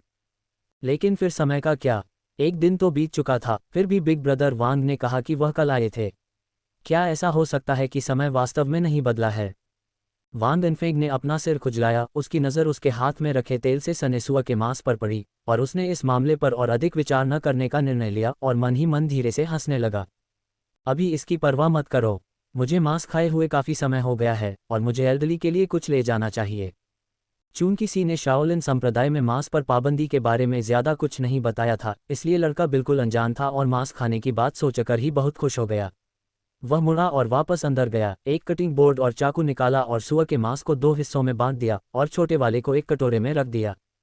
फिर उसने बड़े टुकड़े को सावधानीपूर्वक ग्रीसेप्रूफ पेपर में लपेटा, अपने हाथ धोए और अपने घर को सुरक्षित करने के बाद सुअर के मांस को दरवाजे से बाहर एल्डरली के घर की ओर ले गया। लड़का एल्डरली का पूरा नाम या पृष्ठभूमि नहीं जानता था, उसे बस इतना याद था कि उसके पिता के एल्डरली के साथ अच्छे संबंध थे। वे अक्सर एक दूसरे से मिलने जाते थे और जब भी घर पर कुछ स्वादिष्ट होता तो वह एल्डरली के लिए कुछ ले आता, जो हमेशा बिना किसी हिचकिचाहट के उसे स्वीकार कर लेते थे। एल्डरली का चेहरा सख्त था, जो डराने वाला लग सकता था, लेकिन वे काफ़ी दयालु थे। ऐसा प्रतीत होता है कि वह अतीत में एक कहानीकार रहे होंगे जो हमेशा अंतहीन आकर्षक कहानियों से भरे रहते थे जो गांव के बच्चों को उनकी ओर आकर्षित करती थीं। बच्चे हमेशा शोर मचाते रहते हैं, लेकिन इस खास बात से लिबो को कोई फर्क नहीं पड़ता था। अकेले रहने के बावजूद शरारती बच्चों के शोरगुल का अपना ही मजा था। जितने ज्यादा श्रोता होते उतने ही जोश से वह बोलता। सुअ का मांस लिए वान बिनफेंग मुख्य रास्ते से नीचे उतरा और गांव वालों के घरों से दूर एक छोटे से आंगन के सामने रुक गया। अंदर जाने से पहले ही उसने एक जानी पहचानी आवाज सुनी। दुनिया बहुत बड़ी है, लगभग असीम। छोटे छोटे राज्यों और तुच्छ राजाओं की संख्या गिनती से परे है, बच्चों की कल्पना से भी कहीं ज्यादा। इन राजाओं में कुछ ही उल्लेखनीय हैं। तुर्कों को ही लीजिए, मूर्ख तुर्क खान एक बुद्धिहीन सुअर की तरह था। उसने अपनी जमीन और लोगों को अपने भाइयों और बेटों में बांट दिया। अंत में वह अपने तंबू में भूख से मर गया, जबकि बाहर लड़ाई चल रही थी। वे लगभग 100 वर्षों तक लड़ते रहे, इस पीढ़ी तक जब उत्तरी तुर्कों के एक छोटे राजकुमार ने एक घुमावदार कृपाण लहराते हुए अपने ही पिता को पद छोड़ने के लिए मजबूर कर दिया। फिर सबके सामने उसने एक बिगड़े हुए सरदार का सिर काट दिया और अपनी सेना को इकट्ठा किया। मात्र 10 वर्षों में उन्होंने पूरे क्षेत्र पर अपना दबदबा बनाया, न केवल सभी तुर्क राजाओं को धूल चटाई बल्कि अपने क्षेत्र का और भी विस्तार किया। उन्होंने परिश्रम से शासन किया, उनका युद्ध कौशल किसी महागुरु के समान था और उनकी साहित्यिक प्रतिभा अद्भुत थी। वे वास्तव में अपने युग के आदर्श पुरुष थे। बहुत खूब, ध्यानमग्न बच्चों ने आश्चर्य से विस्मय से भरे स्वर में कहा। वान बिनफेंग चुपचाप सफ़ेद बालों वाले बुजुर्ग को बिना छेड़े अंदर आया। वह बस मुस्कुराते हुए एक तरफ खड़ा रहा। जब बुजुर्ग ने अपनी घटिया शराब का घूंट लिया, उसके सफ़ेद बाल याल की तरह बेतहाशा लहरा रहे थे। उसके हाथ में लौकी, जो एक चौंका देने वाली लकड़ी की तरह थी, मेज़ पर जोर से पटकी हुई थी और उसकी लार टपक रही थी। वह आगे कहता रहा। एक और बैग्जे की धरती पर, जहां विभिन्न छोटे कबीले और लोग इकट्ठा हुए थे, जिनमें से प्रत्येक के अपने रीति रिवाज और युद्ध कौशल थे, और जहां जहरीले कीड़े बहुतायत में थे और लोग उग्र थे, वहां पूरी तरह अराजकता थी। लेकिन जब वह राजकुमार सिंहासन पर बैठा तो उसने एक फटा हुआ भान का वस्त्र पहना था और अपनी नंगी मुट्ठियों से घोषणा की कि सिंहासन पर बैठने से पहले वह 100 कबीलों से लड़ेगा। सभी को लगा कि वह मजाक कर रहे हैं, लेकिन अपने राज्याभिषेक से पहले वह सचमुच चले गए। एक युवा लड़के ने, जिसकी आंखें उत्साह से चमक रही थीं, उत्सुकता से पूछा, तो क्या वह सफल हुआ? बिल्कुल नहीं। 100 जनजातियों में से जो लोग उसका विरोध कर रहे थे, वे धूर्त, बूढ़े, बदमाश, धूर्त और तुच्छ थे। उसे बुरी तरह हार का सामना करना पड़ा। बुजुर्ग ने शराब का एक और घूंट लिया, बच्चों की निराश आंखों को देखते हुए बिना किसी दिखावे के हंसते हुए कहा, लेकिन उन्होंने कभी हार नहीं मानी। उन्होंने 3 साल तक सबसे कमजोर जनजाति से लेकर सबसे सम्मानित जनजाति तक मुक्कों से मुक्का लड़ा और अंततः बैग्जे शाही परिवार के सबसे शक्तिशाली सदस्य को जख्मों से लथपथ जमीन पर गिरा दिया। कदम दर कदम वे अपने सिंहासन पर चढ़ते गए। बाद में उन्होंने 100 जनजातियों के युद्ध कौशल को एकीकृत किया और अपनी खुद की एक अनूठी युद्ध कला बनाई, जिसे उन्होंने बिना किसी शर्त के बैग्जे के सभी जनजातियों के साथ उदारतापूर्वक साझा किया। आकाश के समान विशाल हृदय इस दुनिया में शायद ही कभी देखा गया हो। क्या उसे यह डर नहीं था कि कोई उससे अधिक शक्तिशाली बन जाएगा? बुजुर्ग ने युवा जिज्ञासु की ओर देखा, अपनी उंगली हिलाए और कहा। उनका एकमात्र डर यह था कि बैग्जे के भीतर उनसे अधिक शक्तिशाली कोई नहीं होगा। बस इसी वाक्य से, जो लोग उनसे कभी मिले भी नहीं थे, वे भी निडर और स्पष्टवादी भावना का अनुभव कर सकते थे। बैग्जे राजा के इस दर्शन ने उन्हें लालसा से भर दिया। आंगन में सन्नाटा छा गया। तभी एक छोटी बच्ची ने हिचकिचाते हुए अपना हाथ उठाया और हकलाते हुए पूछा, वे बहुत प्रभावशाली थे, लेकिन हमारे महान किन के बारे में क्या? हाँ, हमारे महान किन के बारे में क्या? एक एक करके लड़कों की आंखें उत्सुकता से चमक उठीं और वे बड़े की ओर देखने लगे। लेकिन अभी तो ऐसा लग रहा था जैसे वह उनकी बात सुन ही नहीं रहा था। आलस से एक रतन की कुर्सी पर लेटा हुआ, हाथों में एक लौकी लटकाए और मुस्कुरा रहा था। बहुत बातें कर ली, अब थोड़ा थका हुआ लग रहा है, अब और बात नहीं। और नहीं। बच्चों के चेहरे, जो एक समय उत्सुकता से भरे थे, अब मुरझा गए। सबसे बड़े लड़के की नज़रें इधर उधर घूमी, फिर वह आगे बढ़ा और खुशी से बड़े के कंधे सहलाने लगा। जैसे ही बाकी बच्चे भी उसकी बात समझ गए और कहानियां सुनने के लिए उत्सुक होकर उसके पैर सहलाने लगे, उसके कंधे थपथपाने लगे, और बड़े ने उनकी बातों में डूबकर आराम से अंगड़ाई ली और कहा, आरामदायक, आरामदायक, लिबो, अब बेहतर महसूस कर रही हूँ। आगे बढ़ते रहो। मेरे महान किन के बारे में क्या ख्याल है? बूढ़े आदमी ने बच्चों के क्षमाप्रार्थी चेहरों की ओर देखा, फिर आंखें सिकोड़ते हुए अपने पेट को सहलाते हुए आह भरी, इतनी बातें करने से मेरे पेट में ये कीड़े चहचहाने लगे हैं। अब हम क्या करें? उद्धरण चिन्ह ... उद्धरण चिन्ह।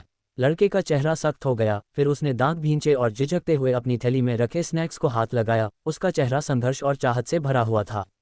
इसी बीच बगल से आंखें सिकोड़ते हुए बूढ़े ने गहरी सांस ली, सुअर के मांस के क्रैकलिंग्स की खुशबू सूंघी और जोर से निगल लिया।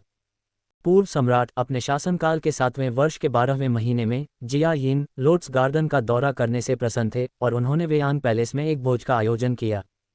तभी एक मधुर आवाज गूंजी। बच्चों ने सहज ही मुड़कर देखा और गांव के उस अनाथ बिन माँ बाप वाले बच्चे को देखा। छोटे बच्चों के चेहरों पर तिरस्कार और उपेक्षा के भाव उभर आए, जबकि बड़े बच्चों ने शर्म से नजरें फेर लीं। वांग एनफेंग ने असहाय होकर कहानी के भूखे लिबो को देखा, उसकी आंख मारने की क्रिया और आधे हिस्से के गुप्त संकेतों को बलपूर्वक अनदेखा किया और गर्मजोशी से कहा। उस समय गणमान्य व्यक्तियों की संख्या अनगिनत थी, अधिकारी जंगल की तरह घने थे, शराब बह रही थी और उल्लास चरम पर था। पूर्व सम्राट, जो थोड़ा नशे में था, ने हंसते हुए मनोरंजन के लिए तुर्की राजा को नृत्य करने का आदेश दिया और बैगजे राजा ने संगत में कविताएं सुनाने का आदेश दिया। युवक ने उन चेहरों की ओर देखा जहां तिरस्कार और अन्य भाव पूरी तरह से स्तब्धता में बदल गए थे और धीरे से हंसते हुए कहा। किसी ने भी अवज्ञा करने का साहस नहीं किया। बच्चों के चेहरों पर खाली भावों को धीरे धीरे विस्मय और फिर गर्व की अदम्य भावना में बदलते हुए देखकर भव्य भोज में हजारों कुलीनों और यहाँ तक कि महिलाओं के सामने उन्होंने देखा कि कैसे एक पुनरुत्थानशील शक्ति का सम्राट मनोबल बढ़ाने के लिए एक कलाकार की तरह नृत्य कर रहा था और एक राजा ने सुर में कविता पाठ किया, एक जबरदस्त भावना का प्रदर्शन किया जो लगभग उनके चेहरे पर आ गिरी। महान किन, भोर के सूरज की तरह उगते हुए, तुम छोटे बदमाश। बुजुर्ग ने अचानक वांग एनफेंग को खींच लिया और चिढ़कर कहा, मैंने तुम्हें इतने लंबे समय तक पाला है और तुम इस तरह से मेरा कर्ज चुका रहे हो। वांग एनफेंग ने अपना सिर खुजाया और ईमानदारी से कहा, मास्टर ली, भूख से मरते हुए भी हमें बच्चों को भोजन के लिए धोखा नहीं देना चाहिए। मेरे पिता ने कहा था, एक सज्जन व्यक्ति बिना बुलाए आए भोजन को नहीं खाता। और ऐसा लगता है कि मैं ही तुम्हारा पालन पोषण कर रहा हूं। तुम। बुजुर्ग अवाक रह गए, उन्होंने अपनी दाढ़ी फुला ली और घूरने लगे। अंततः उन्होंने अपना हाथ उठाया और युवक के सिर पर जोर से थपथपाया, लेकिन उनकी पुतलियों में आश्चर्य की एक लगभग अदृश्य चिंगारी थी। उन्होंने अपना हाथ वापस खींचने का इरादा किया, लेकिन इसके बजाय उन्होंने उसे उलट दिया, उसे वांग एनफेंग के सिर पर दबा दिया और उसे बैठने के लिए मजबूर कर दिया। उसने लड़के के काले बालों को इस तरह से सहलाया जैसे किसी बिल्ली को सहला रहा हो। उसकी हल्की सी सिकुड़ी हुई भौहें धीरे धीरे एक बेपरवाह मुस्कान में बदल गईं। वह खिलखिलाकर हंसा और बोला, चलो जारी रखें। इस छोटे बदमाश ने मुझे बीच में ही रोक दिया। हम अब दरबार के बारे में बात नहीं करेंगे, अब हम वन लीफ पवेलियन में जियांगू के सुखद जीवन पर चर्चा करेंगे और विशाल स्वर्गीय पर्वत पर विचरण करने वाले अनेक बहादुर नायकों की कहानियां सुनाएंगे। या मैं कविता और तलवार दोनों में अद्वितीय कौशल के साथ तलवार अमर हरे कमल के बारे में सुनना चाहता हूँ। नहीं, हमें उस महान चोर के बारे में सुनना चाहिए जो हवा में चलता है। चाहे लड़के हों या ज्यादा संकोची लड़कियां। जियांगू शब्द सुनते ही उनकी आंखें उत्साह से चमक उठीं। बुजुर्ग द्वारा पकड़े गए वांग एनफेंग भी आश्चर्य से रुक गए। जियांगू के उन मामलों के बारे में एक अप्रत्याशित उत्सुकता महसूस कर रहे थे जिनमें पहले उनकी कोई खास रुचि नहीं थी, और बिना किसी संघर्ष के बुजुर्ग के पास बैठ गए। बाद वाले ने उसे तिरछी नजर से देखा, हंसा और उसकी लौकी को ऐसे लिया जैसे वह एक चौंका देने वाला लकड़ी का टुकड़ा हो। उसे जोर से नीचे पटका और अपनी आंखों को चारों दिशाओं में घुमाते हुए जोर से बोला, आज हम बेजोड़ कविता और तलवार कौशल या बेजोड़ चोर के बारे में चर्चा नहीं करेंगे।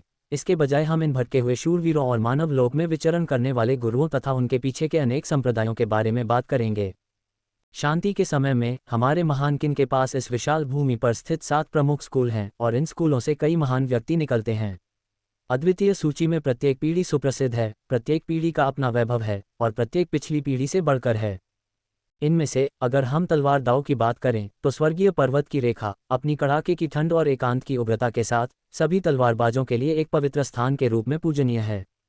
फिर पहाड़ों और नदियों के बीच बसा वन लीफ पवेलियन है, जो चित्रकला और कविता को रक्षा के तरीकों के रूप में इस्तेमाल करने की कन्फ्यूशियस विचारधारा में पारंगत है। इस मंडप के शिष्य न केवल सुंदर हैं बल्कि सज्जनों की 6 कलाओं में भी पारंगत हैं, जिनमें से प्रत्येक के पास अपनी अनूठी सीखी हुई कुशलताएं हैं। 7 प्रमुख संप्रदायों के नीचे छोटे संप्रदायों की संख्या गिनती से परे है। साधना के मार्ग भी विविध हैं, लेकिन अंततः वे हजारों साल पहले के मार्शल संत के मार्शल दर्शन से बच नहीं सकते। बुजुर्ग की आवाज थोड़ी रुक गई, उनकी निगाहें बच्चों के उत्सुक चेहरों पर घूम गईं और उनकी तड़प देखकर वे फिर मुस्कुराए और आराम से बोले, प्रारंभिक चरण नींव की स्थापना है जिसमें आंतरिक और बाहरी मार्गों का भेद किया जाता है। बाह्य साधना मार्शल आर्ट्स का आरंभ शरीर, सुदृढ़ और रक्त से होता है, और जब इसमें पूरी तरह से महारत हासिल हो जाती है तो व्यक्ति अक्सर केवल मांस और हड्डियों से तलवारों और ब्लेडों का सामना करने के लिए पर्याप्त शक्तिशाली हो जाता है। दूसरी ओर आंतरिक शक्ति मार्शल आर्ट्स श्वास तकनीकों पर केंद्रित होते हैं जो शरीर के भीतर आंतरिक ची के प्रवाह का विकास करते हैं। जब आंतरिक क्यूई प्रचुर मात्रा में होती है तो घूंसे और लातें इतनी ताकत से लगती हैं कि वे बाह्य साधना के विशेषज्ञ के बराबर होती हैं तथा उनकी गतिविधियां और भी अधिक चुस्त होती हैं। ये दुख की बात है कि आंतरिक क्यूई चाहे जितनी भी शक्तिशाली क्यों न हो, वह अनिवार्य रूप से समाप्त हो जाती है। यदि एक आंतरिक शक्ति वाला मार्शल कलाकार अपने प्रतिद्वंद्वी की आंतरिक क्यूई समाप्त होने से पहले उसे वश में करने में विफल रहता है तो उसका जीवन गंभीर खतरे में है। दूसरी ओर एक बाह्य साधना मार्शल कलाकार जिसकी शारीरिक शक्ति पहाड़ों के जंगली जानवरों के बराबर होती है को प्रतिद्वंद्वी को पूरी तरह से हराना होता है या फिर जीत हासिल करने के लिए प्रतिद्वंद्वी की आंतरिक क्यूई को कमजोर करते हुए उसे सहना होता है। ये सुनकर वान दिनफेंग विचारों में खो गया, अपने अंदर क्यूई की गर्मधारा को महसूस करते हुए, और अचानक समझ गया मास्टर ची आंतरिक साधना का अभ्यास कर रहे होंगे, शारीरिक शक्ति पर कोई जोर नहीं दे रहे होंगे। उसके बगल में बैठे बुजुर्ग ने उसे एक नज़र देखा और हल्के से मुस्कुराया क्योंकि वह साधना के उच्चतर क्षेत्रों में आगे बढ़ना नहीं चाहता था। उन्होंने विषय को बदलकर जियांगू के उन नायकों की ओर मोड़ दिया जिनके पास फाउंडेशन स्थापना के चरण में पहले से ही आश्चर्यजनक कहानियां थीं। उनकी कहानी सुनाना मंत्रमुग्ध करने वाला था और बच्चे मानो मंत्रमुग्ध होकर सुनते थे। जब तक चिलचिलाती धूप तेज नहीं हो गई और गांव से माता पिताओं की पुकारें आने लगीं, तब तक बड़े ने अपनी आवाज़ में अभी भी झिझक के साथ होंठ चटकाए और अपनी कहानी बंद कर दी। ये देखकर कि अब और कोई कहानी सुनने को नहीं बची, बच्चों ने अपने नीचे रखे छोटे छोटे स्टूल उठाए और शोर मचाते हुए तितर बितर हो गए। बुजुर्ग व्यक्ति ने आराम से अपनी रतन कुर्सी पर पीछे झुककर अपने पास पत्थर की मेज पर लौकी रखी और आलस से कहा, बोलो तुम छोटे बदमाश, तुम्हारे अंदर आंतरिक क्यूई की वह धारा कहाँ से आए? वान दिनफेंग थोड़ा चौंका। उसने कुशलता से बुजुर्ग की लौकी ली और उसे टब से हल्की शराब से भरते हुए उसने आज्ञाकारी ढंग से जवाब दिया, तुमने ध्यान दिया? बकवास। मास्टर ली ने उस पर भयंकर निगाहें गड़ा दी और अपनी आंखों की ओर इशारा करते हुए रूखेपन से कहा, इस बूढ़े आदमी की आंखें अभी अंधी नहीं हुई हैं। आंतरिक ऊर्जा और जीवंत सांसों का संकेत देती चमकती आंखों के साथ ये स्पष्ट रूप से आंतरिक शक्ति के विकास का परिणाम है, यहाँ तक कि सच्ची क्यूई के परिवर्तन के साथ एक छोटी सी उपलब्धि तक पहुँचना भी। तू बदमाश जो मुझसे भी राज छुपा रहा है, पिटाई का हकदार है, अच्छी पिटाई का। लीबो, तुम्हारी आंखें सचमुच बहुत तेज हैं। वान दिनफेंग ने अपना सिर खुजलाया और बूढ़े आदमी को अपनी लौकी दे दी, ईमानदारी से प्रशंसा करते हुए कहा, बस एक नज़र और आप सब कुछ जान जाएंगे। हम बिल्कुल, आप मुझे क्या समझते हैं? बूढ़े ली ने आत्मसंतुष्टि से भरकर आंखें सिकोड़ ली और युवक से लौकी ले ली। हालांकि उसके माथे पर ठंडा पसीना आ गया था और वह मन ही मन बुदबुदाया, धिक्कार है, मैं तो नाले में ही गिर पड़ा। अगर उसे पता चल जाए कि उसे छूने पर मेरे अंदर की ची का एक रेशा महसूस हुआ है तो मैं अपना सारा चेहरा खो दूंगा। वह बहुत करीब था, बहुत करीब। एक घूंट के लिए लौकी को अपने मुंह तक उठाते हुए ओल्ड ली की अभिव्यक्ति शांत हो गई। उनका दाहिना हाथ कुर्सी की पीठ पर टिका हुआ था, उनके सफ़ेद बाल शेर के अयाल की तरह जंगली थे, एक अलौकिक स्वामी की तरह लग रहे थे। उन्होंने इत्मीनान से पूछा, सच बता बदमाश, आप इस आंतरिक शक्ति का अभ्यास कब से कर रहे हैं? वान दिनफेंग ने शर्मिंदा होकर अपना सिर खुजलाया, लगभग 4 घंटे। मुझे लगता है, मुझे यकीन नहीं हो रहा कि मैं तुम्हें कुछ सुझाव देने वाला था। उफ। बूढ़े व्यक्ति ने साधु गुरु को बस एक नज़र देखते हुए एक घूंट शराब थूकी, फिर जोर से खांसी का दौरा पड़ा। उसका चेहरा चुकंदर की तरह लाल हो गया, जिससे वान दिनफेंग इतना चौंक गया कि वह जल्दी से बूढ़े व्यक्ति की पीठ थपथपाने के लिए उसके पास गया ताकि उसे सांस लेने में मदद मिल सके। लेकिन उसने देखा कि बूढ़े व्यक्ति ने लौकी फेंक दी और गुस्से से गाली दे रहा था। खांसी, खांसी, खांसी, शापित लौकी, एक पत्ता अंदर कैसे आ गया? मेरा तो गला ही घुट गया। खांसी, खांसी, खांसी। चेहरे पर आक्रोश और अंदर ही अंदर सदमे से हौंफते हुए मानो उसने कोई भूत देख लिया हो, उसने सोचा, 4 घंटे, 4 घंटे। ये बच्चा कभी झूठ नहीं बोलता और मैंने पहले कभी उसे अपनी आंतरिक शक्ति का अभ्यास करते नहीं देखा।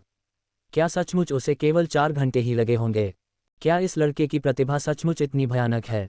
क्या इसकी तुलना मार्शल आर्ट के उन प्रतिभाशाली लोगों से की जा सकती है जो 7 प्रमुख संप्रदायों के वैध उत्तराधिकारी हैं?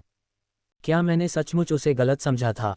इस बीच वान दिनफेंग ने लौकी उठाकर कुएं के पानी से साफ कर लिया था और बूढ़े की नज़रें उस युवक पर पड़ीं। वह पूछना चाहता था कि लड़के ने यह हुनर कहाँ से सीखा है, लेकिन इतनी प्रतिभा के बावजूद गुरु के संरक्षण के बिना आंतरिक शक्ति का विकास असंभव था। इसके अलावा जियांगू में किसी के संप्रदाय और वंश के बारे में यूं ही पूछताछ करना बिल्कुल वर्जित था, खासकर तब जब उसकी आंतरिक क्यूई निर्भीक और धार्मिक थी। दुष्ट संप्रदाय का तरीका बिल्कुल नहीं। काफ़ी सोचने के बाद उसके पास इस विचार को त्यागने के अलावा कोई विकल्प नहीं था। लेकिन जैसे ही वह विचार फीका पड़ा, एक और विचार धीरे धीरे सामने आया। बूढ़े आदमी ने वान गनफेंग की आकृति पर नजर डाली, उसकी आंखों में अनुमान की एक हल्की चमक थी। लीबो, मैंने तुम्हारी लौकी साफ कर दी है। ये रहा सराय वाले का भेजा हुआ सुअर का मांस, मैं इसे तुम्हारे लिए यहीं छोड़ देता हूँ। तभी राहत महसूस करते हुए युवक ने मुड़कर साफ की हुई लौकी को पत्थर की मेज पर रख दिया, उसके बगल में तेल के कागज में लिपटा हुआ सुअर का मांस रख दिया। फिर उसने बूढ़े की तरफ मुस्कुराते हुए कहा, लीबो, मेरे कमरे में बेचने के लिए कुछ जलाऊ लकड़ी है, इसलिए मैं अभी वापस चलता हूँ, है ना? अगर तुम्हें किसी चीज़ की ज़रूरत हो तो मुझे बताना और मैं तुम्हारे लिए ला दूंगा। जाओ, क्या तुम्हें लगता है कि मैं इस बुढ़ापे में तुम्हारे बिना नहीं रह सकता? बूढ़े ने आंखें घुमाईं, अधीरता से उसे विदा किया और रतन की कुर्सी पर और गहराई से बैठ गया। लड़के की पीछे हत्ती पीठ को देखते हुए वह कुछ सोच रहा था, उसकी आंखें शांत और स्थिर थीं।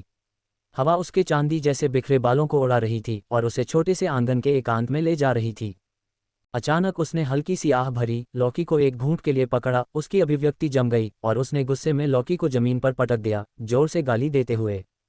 शराब कहाँ है? बूढ़े ली ने मुझे फिर से धोखा दिया। जब शराब का स्वाद कमजोर था तो उसे अच्छी शराब कहा, और जब शराब का स्वाद कुएं के पानी जैसा था तो उसे कमजोर शराब कहा। मैं तुम्हारा यह मंडप तोड़ दूंगा।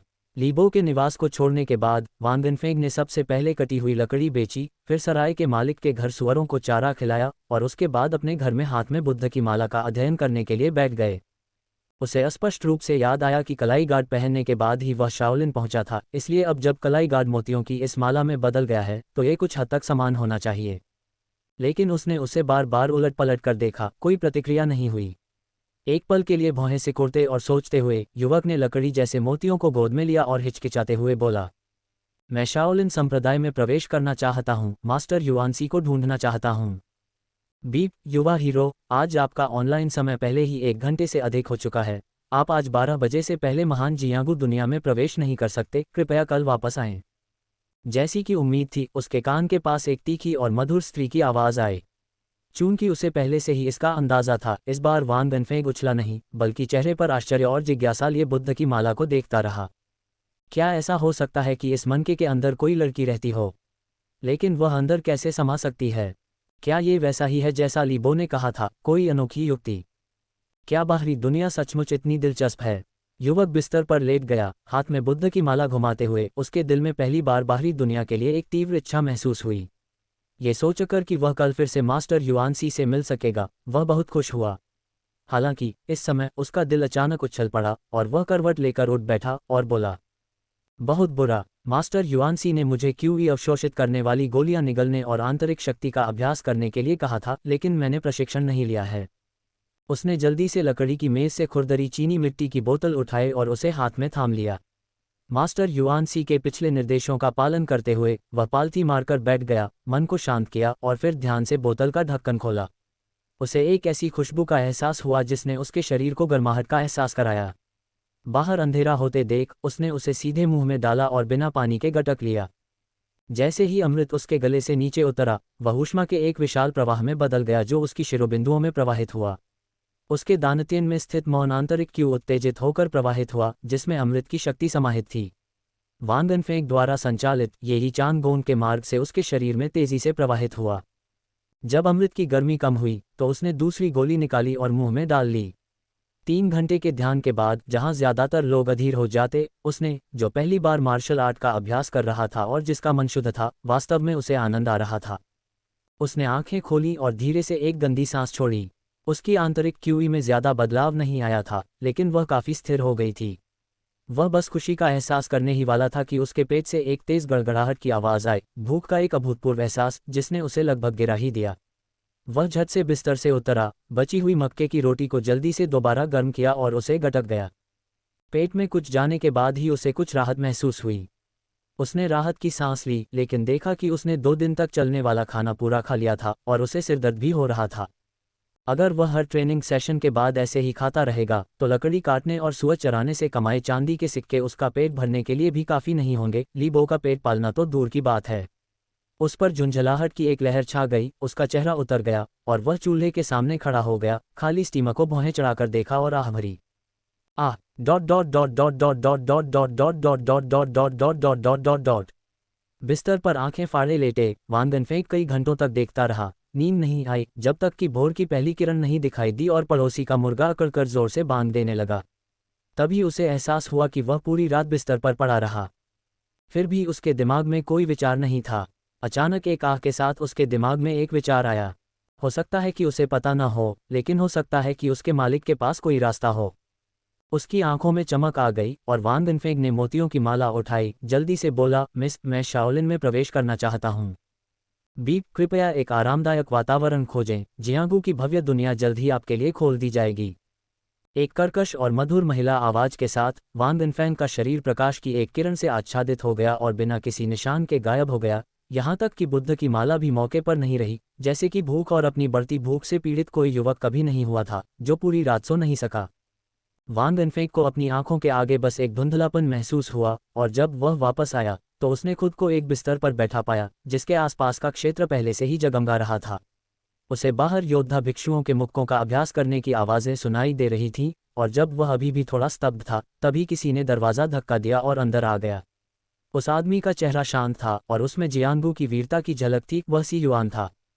वान दिनफेंग को देखकर उन्होंने धीरे से सिर हिलाया और कहा, लगता है तुम जाग गए हो। मेरे पीछे आओ, क्योंकि आज मैं तुम्हें हमारे शाओलिन संप्रदाय की बुनियादी मुट्ठी तकनीक सिखाऊंगा। मालिक, सी युआन को देखते ही वान दिनफेंग ने पहले तो आदरपूर्वक अभिवादन किया, फिर उस युवा भिक्षु के पीछे पीछे झिझकते हुए चलने लगा। अंततः उसने दांत पीसते हुए सी युआन के भिक्षुक वस्त्र का किनारा खींचने के लिए हाथ बढ़ाया और डरते हुए बोला, गुरुजी, मुझे आपसे एक बात पूछनी है। यह क्या है? ये बस। वान दिनफेंग का चेहरा शर्म से लाल हो गया। उसने अपने दांत भींचे और मच्छर की भिनभिनाहट की तरह फुसफुसाया, ये चांग गोंग का अभ्यास करने के बाद मेरी भूख बहुत बढ़ गई है। मैं जानना चाहता हूँ कि क्या कुछ चांदी के सिक्के कमाने का कोई तरीका है, वरना शायद मैं खाना भी नहीं जुटा पाऊंगा। खाना? सी युआन के चेहरे पर कुछ देर के लिए आश्चर्य प्रकट हुआ, क्योंकि नीले डेटा की धाराएं उसकी आंखों से होकर गुजरने लगीं। खेल में खाने से सहनशक्ति की पूर्ति होती थी और विशेष अमृत की तरह रिकवरी और बफिंग प्रभाव होते थे, लेकिन लड़के के शब्द वास्तविक दुनिया की एक समस्या की तरह लग रहे थे, जिसे मुख्य शब्द द्वारा संसाधित नहीं किया जा सकता था, जिसमें केवल चरित्र आधारित प्रतिक्रियाएं ही संभव थीं। हालांकि गेम कैरेक्टर की सेटिंग्स में वास्तविक दुनिया की चीजें शामिल नहीं होनी चाहिए, है ना? युवा भिक्षु के कदम ठिठक गए, उसकी काली पुतलियां गहरे नीले रंग में बदल गईं। सबसे अलग होते ही वान दिनफेंग के शब्दों और एक अकथनीय शक्ति के कारण प्रोग्राम में त्रुटियां दिखाई देने लगीं, जिससे मूल सेटिंग्स लगातार बाधित होने लगीं। जैसे ही उसका शरीर हल्का सा कांपने लगा, एक विशाल और आदिम शक्ति इस दुनिया के आरंभ से प्रकट हुई और तुरंत ही वास्तविक दुनिया में प्रकट हो गई और उस छोटे से गांव को अपने घेरे में ले लिया। लोगों के बीच की हर बातचीत डेटा में बदल गई, एक साथ मिल गई। ये शक्ति पलक झपकते ही गायब हो गई, लेकिन वास्तविक दुनिया का ज्ञान सिस्टम डेटा में परिवर्तित हो गया, जो कई केंद्रीय पात्रों के लिए समझने योग्य तरीके से सुलभ हो गया। सी युआन की आंखों में डेटा की धाराएं तुरंत थम गईं और उसकी आंखें फिर से शांत, गहरे रंग में लौट आईं, हालांकि वे पहले से ज्यादा जीवंत लग रही थीं। एक पल की घबराहट के बाद उसकी नज़र वान दिनफेंग के चिंतित चेहरे पर पड़ी। भिक्षु उलझन में लग रहा था, मानो पहचान रहा हो कि वह कौन है, और फिर वह धीरे से हंसा। कोई चिंता नहीं, परेशान मत हो, मुझे बस कुछ ख्याल आया। आपने खाने के लिए पैसे कमाने की बात कही। ये तो बहुत आसान है। जियांगू कई तरह के शिल्पों से भरा हुआ है। आप कुछ जीवन कौशल सीख सकते हैं, चाहे वह स्वादिष्ट खाना पकाना हो या अमृत बनाने के लिए जड़ी बूटियां इकट्ठा करना हो। ये सभी यह सुनिश्चित कर सकते हैं कि आप बाहर भी अच्छी तरह से रह सकें। उदाहरण के लिए, हम शाओलिन में बाह्य साधना पर ध्यान केंद्रित करते हैं, जो लकड़ी काटने और खनन के लिए काफ़ी उपयुक्त है। इससे न सिर्फ कुछ चांदी के सिक्के मिलते हैं, बल्कि मार्शल आर्ट का अभ्यास भी संभव होता है। लकड़ी काटना और खनन करना, मार्शल आर्ट का अभ्यास करना। ये सुनकर वान दिनफेंग को पहले तो राहत महसूस हुई, लेकिन फिर उसने मार्शल आर्ट का अभ्यास शब्द सुने और आश्चर्य से उसका चेहरा जम गया। उसके सामने बैठे युवा भिक्षु ने अपना शरीर एक तरफ कर लिया, उसके होंठों पर एक अर्थपूर्ण मुस्कान उभर आई जिससे वह लड़का धूप में कांप उठा। ये सही है, मार्शल आर्ट का अभ्यास करना। अपने दिल में आशंका के साथ वान दिनफेंग सी युआन का पीछा करते हुए शाओलिन मंदिर के पीछे वाले पहाड़ तक पहुंचे, जहां ऊंचे पेड़ों ने पहाड़ी परिदृश्य को घनीभूत कर रखा था। विशालकाय भिक्षु एक पेड़ के पास रुका और उसकी ओर इशारा करते हुए युवक से कहा, पेड़ों को काटने का उपयोग जलाऊ लकड़ी या घर बनाने में बढ़ई के काम के अलावा और कुछ नहीं है। जिन पेड़ों की बनावट अच्छी होती है और तने सीधे होते हैं, वे टेढ़े मेढ़े पेड़ों की तुलना में अधिक मूल्यवान होते हैं। बेशक इन्हें तोड़ना भी कठिन और कठिन है। वान वेनफेंग ने उस पेड़ के तने को देखा जिसे घेरने के लिए किसी व्यक्ति का आलिंगन पर्याप्त होगा। उसके चेहरे की विशेषताएं एक साथ सिकुड़ गईं और कहा, मास्टर, मैं फिर से पूछना चाहता हूँ, क्या आप वास्तव में चाहते हैं कि मैं इस पेड़ को अपनी नंगी मुट्ठियों से तोड़ दूं? ये सही है। शाओलिन बाह्य साधना पर जोर देता है और पेड़ों पर मुट्ठियों से प्रहार करने से आपकी आंतरिक शक्ति फूट पड़ेगी, जबकि आंतरिक शक्ति उसके मेरिडियन में प्रवाहित होगी, जिससे शरीर स्वाभाविक रूप से संयमित होगा और मार्शल आर्ट साधना में वृद्धि होगी, जिससे एक ही पत्थर से दो पक्षियों का शिकार होगा। आप ऐसा क्यों नहीं करेंगे? सी युआन ने हल्के से सिर हिलाया, मानो दुनिया की सबसे स्वाभाविक बात हो। युवक के गाल कांप उठे। उसने अपनी आंखें उठाकर उस मोटे पेड़ को देखा और आह भरते हुए बोला, तो गुरुजी, आपको अपने शिष्य के लिए कुछ औषधियां तैयार करनी होंगी, अन्यथा मुझे डर है कि उसके हाथ खराब हो जाएंगे। औषधीय उपचार? हाँ, क्या आप भूल गए हैं कि आपके पास आंतरिक शक्ति भी है? भिक्षु आश्चर्य में रुक गया, फिर अपना सिर हिलाया और हंसते हुए बोला, यदि आप आंतरिक शक्ति से अपनी शिरोबिंदुओं की रक्षा करते हैं और आपकी आंतरिक क्यूई समाप्त नहीं होती है, तो आपको केवल कुछ मामूली शारीरिक घाव होंगे जो चिंता का विषय नहीं है। एक बार जब आपकी आंतरिक क्यूई समाप्त हो जाती है तो बस ना की गोलियों के साथ बैठकर ध्यान करें। गति और स्थिरता का संयोजन ही आंतरिक क्यूई को वास्तव में विकसित करने का तरीका है। आओ, मैं तुम्हें हमारी शाओलिन मार्शल आर्ट सिखाता हूँ। मार्शल आर्ट में तुम्हारी कोई नींव नहीं है, इसलिए शाओलिन चांगक्वान की साधना से शुरुआत करो। एक बार जब तुम इसमें निपुण हो जाओ तो तुम अर्हत मूर्ति की साधना कर सकते हो। इस मार्शल आर्ट सीक्वेंस में 32 मुद्राएं हैं, लेकिन अंत में ये केवल आक्रमण और बचाव में वास्तविकता और छल के बारे में है। साथ ही इसमें हाथ और पैर का एक साथ इस्तेमाल करते हुए कोहनियों पर जोर देते हुए मारक चालों का एक सेट भी है। ध्यान से देखिए। हंसने के बाद सी युआन ने सहजता से एक मुद्रा अपना ली। समझाते हुए वह पुराने पेड़ की ओर बढ़ा। उसकी चालें सरल होते हुए भी गहरी और झेलने में मुश्किल थीं, मुक्कों और कोहनियों की बौछार, धमाका या धक्का मुक्की।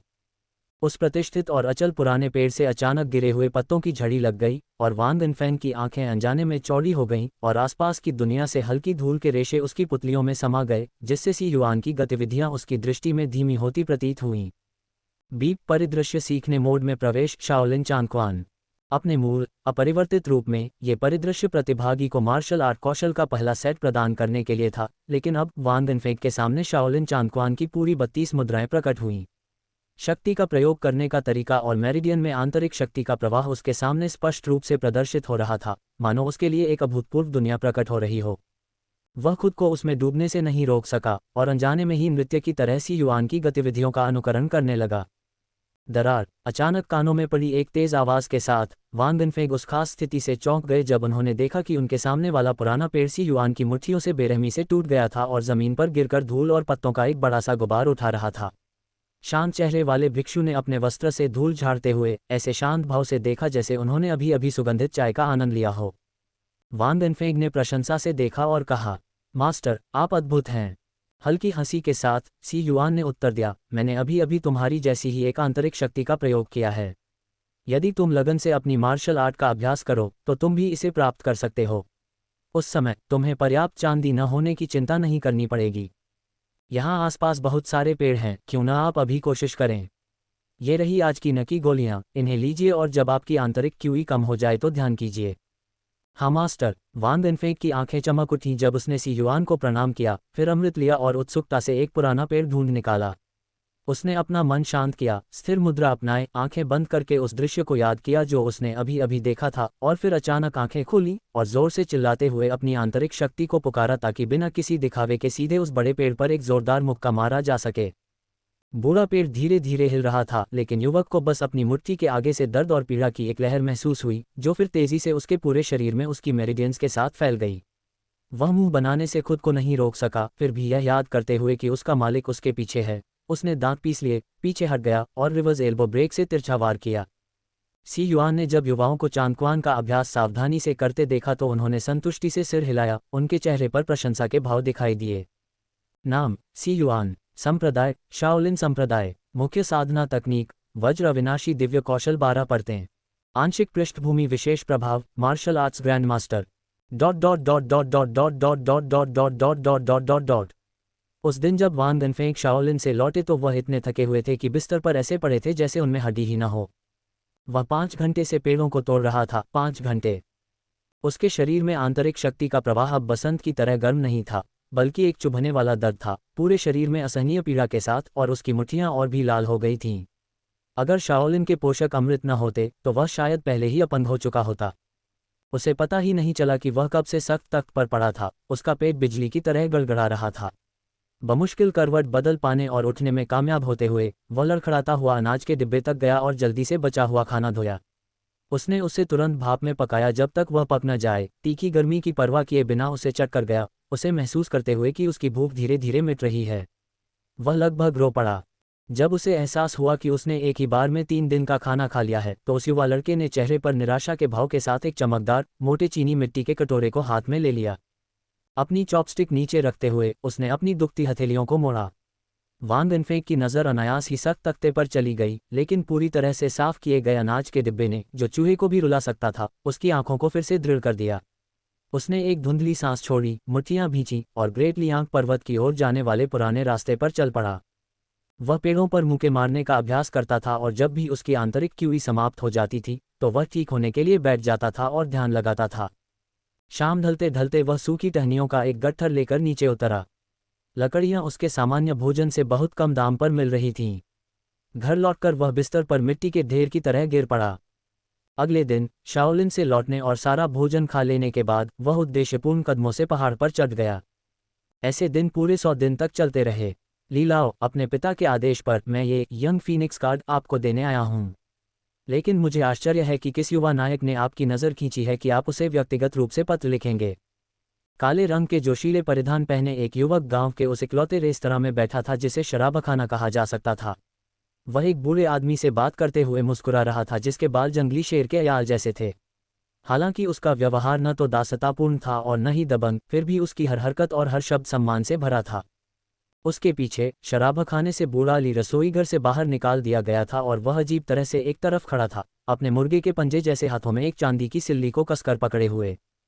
अब रसोई में वांगशियन काउंटी का एक बड़ा रसोइया चाकू चलाने में माहिर था। मेज़ पर वो बढ़िया शराब रखी थी जो कभी वीर तलवारबाज किंगलियान की पसंदीदा थी, जिसकी खुशबू से ही आसपास खड़े गांव वाले लालच से गटक जाते थे। लेकिन बूढ़ा आदमी अपनी लौकी से मटमैली शराब पीता रहा। उसका चेहरा शांत और उदासीन था। अपने फटे पुराने कपड़ों के बावजूद वह एक ऊंचे मालिक जैसा लग रहा था। उन्होंने युवक का उपहास करते हुए पूछा, क्या आपके पिता ने आपको ये पूछने के लिए कहा था? मैं बस थोड़ा उत्सुक हूँ। ये कार्ड पूरे वांगशियान काउंटी में 15 साल से कम उम्र के युवा नायकों को भेजा गया था। लीलाओ, आप लंबे समय से जियांगो में सक्रिय नहीं हैं। हाँ, सच कहूँ तो आज की घटनाओं के बारे में सिर्फ मैं ही उत्सुक नहीं हूँ। युवक ने मुस्कुराते हुए सिर हिलाया। लीलाओ ने उसे तिरस्कार भरी नज़रों से देखा। युवक को अचानक ठंडक महसूस हुई, हालांकि उसके चेहरे पर एक शांत मुस्कान बनी रही। बूढ़े ने आलस से डकार ली, फिर सिर घुमाया और अपने बगल में खड़े कुछ अधेड़ उम्र के आदमियों की ओर इशारा करते हुए पूछा, आपका लियू परिवार छिपे हुए हथियारों में माहिर है, इसलिए आपकी दृष्टि अच्छी होनी चाहिए, है ना? आप मेरी चापलूसी कर रहे हैं, बड़े ली। लीलाओ ने हाथ हिलाते हुए कहा, तो फिर मुझे बताओ, उनकी पहचान क्या है? लड़ाकू युवक ने उन लोगों की ओर आत्मविश्वास से देखा और हल्के से हंसा, यह मुश्किल नहीं है। हालांकि इन भाइयों ने साधारण कपड़े पहने हैं, लेकिन उनके कपड़ों का कपड़ा ग्रेट लियांग पर्वत के स्थानीय ग्रामीणों के कपड़ों से स्पष्ट रूप से बेहतर है। वे पास के किसी काउंटी के निवासी होंगे। अपनी मजबूत मांसल भुजाओं से वे शायद शारीरिक श्रम के आदी होंगे। ग्रेट लियांग माउंटेन में प्रचुर मात्रा में उत्तम लकड़ी है और उनकी आंखों में उत्सुकता देखकर लगता है कि वे यहाँ लकड़ी खरीदने आए बढ़े होंगे। अब दोपहर होने को है। अगर वे आते तो उन्हें सुबह जल्दी निकलना पड़ता। मुझे लगता है कि आज ग्रेट लियांग गांव के लिए सामान पहुंचाने का दिन है। उसकी आवाज़ में गर्मजोशी थी जिसमें आत्मसंतुष्टि का हल्का सा भाव था। बुजुर्ग ने नाक भान सिकुड़ी और कोई जवाब नहीं दिया, लेकिन उनके बगल में नीली कमीज पहने एक हट्टा कट्टा आदमी पहले ही जोर से हंस पड़ा। इस नौजवान हीरो की नज़र तेज है, लेकिन एक छोटी सी गलती है। हमारा ग्रेट लियांग गांव हर महीने की 10 तारीख को लकड़ी पहुंचाता है। हम ही तो पहुंचाते हैं, वे यहाँ खरीदारी के लिए प्रतिस्पर्धा करने क्यों आएंगे? यह युवक के चेहरे पर शर्मिंदगी के भाव उभर आए। तभी बूढ़ा आदमी अचानक बोल पड़ा, लियू बालक, क्या तुम ये जानने के लिए उत्सुक नहीं थे कि मैं किसकी सिफारिश कर रहा हूँ? वह आ रहा है। चौंक कर वह युवक आंखें फाड़े बढ़इयों को गांव के प्रवेश द्वार की ओर दौड़ते हुए देख रहा था। गांव के मुहाने पर उन्होंने 2 विशाल वृक्ष देखे जो इतने घने थे कि एक व्यक्ति उन्हें गले लगा सकता था, और उन्हें एक युवक उठाए हुए था। उस किशोर का चेहरा सुंदर और नाजुक था, उसका शरीर सीधा था, और हालांकि उसका शरीर थोड़ा दुबला पतला था, फिर भी उसमें प्रबल शक्ति का अद्भुत आभामंडल छिपा नहीं था। वह हर कदम स्थिर और हल्के रखते हुए प्रवेश द्वार के पास पहुंचा। पेड़ों की दरारें मुट्ठियों के निशानों से भरी थीं, जो साफ तौर पर कच्ची मुट्ठियों के निशान थे। उद्धरण चिन्ह, प्रश्नवाचक चिन्ह, विस्मयादिबोधक चिन्ह, उद्धरण चिन्ह। युवक की पुतलियां थोड़ी सिकुड़ गईं जब वह सोच रहा था कि क्या वह इस उम्र में ऐसा कर सकता था। इस नतीजे ने उसे अंदर से कुछ हद तक पराजित महसूस कराया। इस बीच बूढ़े ने अपनी गंदी शराब का घूंट भरा। उसकी नज़र पेड़ ले जा रहे युवक पर थी और उसने इत्मीनान से कहा, इस लकड़ी का दाना बहुत महीन है और ये लोहे जितनी मजबूत है। ये पहाड़ों में इतनी गहराई में है कि एक सामान्य मजबूत आदमी को एक लकड़ी काटने में ही 3 से 5 दिन लग जाएंगे और उसे नीचे लाने में कई और दिन। पूरा गांव एक महीने में लगभग 10 लकड़ी ला सकता है, लेकिन वह रोज़ 1 लकड़ी ला पाता है। आज की तारीख में वह रोज़ 2 लकड़ी लाता है। क्या वह आपके युवा फीनिक्स भोज के योग्य हो सकता है और बाई परिवार के साथ प्रतिस्पर्धा कर सकता है? युवक ने अपनी आंखों में भय को दबाते हुए धीरे से एक शब्द कहा, उद्धरण चिन्ह ... हाँ। अपनी नंगी मुट्ठियों के अलावा उसने 2 पेड़ों को, जो गले लगाने लायक मोटे थे, तोड़ डाला और उन्हें अपने कंधों पर उठाकर खड़ी पहाड़ी पगडंडी से नीचे उतरा, बिना अपनी रंगत बदले। कोई भी युद्ध कलाकार जानता होगा कि अगर इस युवक में जन्मजात अलौकिक शक्ति नहीं थी तो उसने अपनी साधना में जरूर बहुत प्रगति की होगी। कुलीन कुल के एक शिष्य लियू त्यानयुवान जैसे व्यक्ति का तो जिक्र ही न करें, जिसके हृदय में प्रतिभा के प्रति गहरी श्रद्धा थी। जैसे ही उसने पास जाकर परिचय बनाने की योजना बनाई, अचानक एक बुजुर्ग की आवाज़ गूंजी, लियू परिवार के लड़के, मैंने निमंत्रण स्वीकार कर लिया है। तुम्हारे पिता की दयालुता के कारण ग्रेट लियांग गांव दूरस्थ और गरीब हो सकता है, जहां दर्शनीय स्थलों के मामले में देखने लायक कुछ खास नहीं है, इसलिए बेहतर होगा कि तुम अभी उजाला रहते हुए चले जाओ। लियू त्यानयुवान थोड़ा चौंक गया। जब उसने मुड़कर देखा तो उसके बगल में सिर्फ एक खाली स्टूल था। सफ़ेद बालों वाला बूढ़ा आदमी कहीं नजर नहीं आ रहा था। जैसे कि उसे कुछ एहसास हुआ हो, उसने जल्दी से अपनी जेब में हाथ डाला और पाया कि उसके पिता द्वारा हस्तलिखित यंग फीनिक्स कार्ड बिना किसी निशान के गायब हो चुका था, और उसने इस पर बिल्कुल भी ध्यान नहीं दिया था, जिससे उसे ठंडा पसीना आ गया। उसका दिल डर से धड़कने लगा। इस बूढ़े आदमी के कौशल भयानक हैं। चूंकि बुजुर्ग बिना किसी को पता लगे उसकी छाती से चिट्ठी निकाल सकता था, इसलिए उसकी जान लेना भी उतना ही आसान होता, चिट्ठी लेने से जरा भी ज्यादा मुश्किल नहीं। फिर उसने अपने मन के विचारों को दबा लिया, आसपास के लोगों को आवाज़ दी और जल्दी से वहां से चला गया, जबकि उस नौजवान को बढ़इयों के एक छोटे से समूह ने घेर लिया था।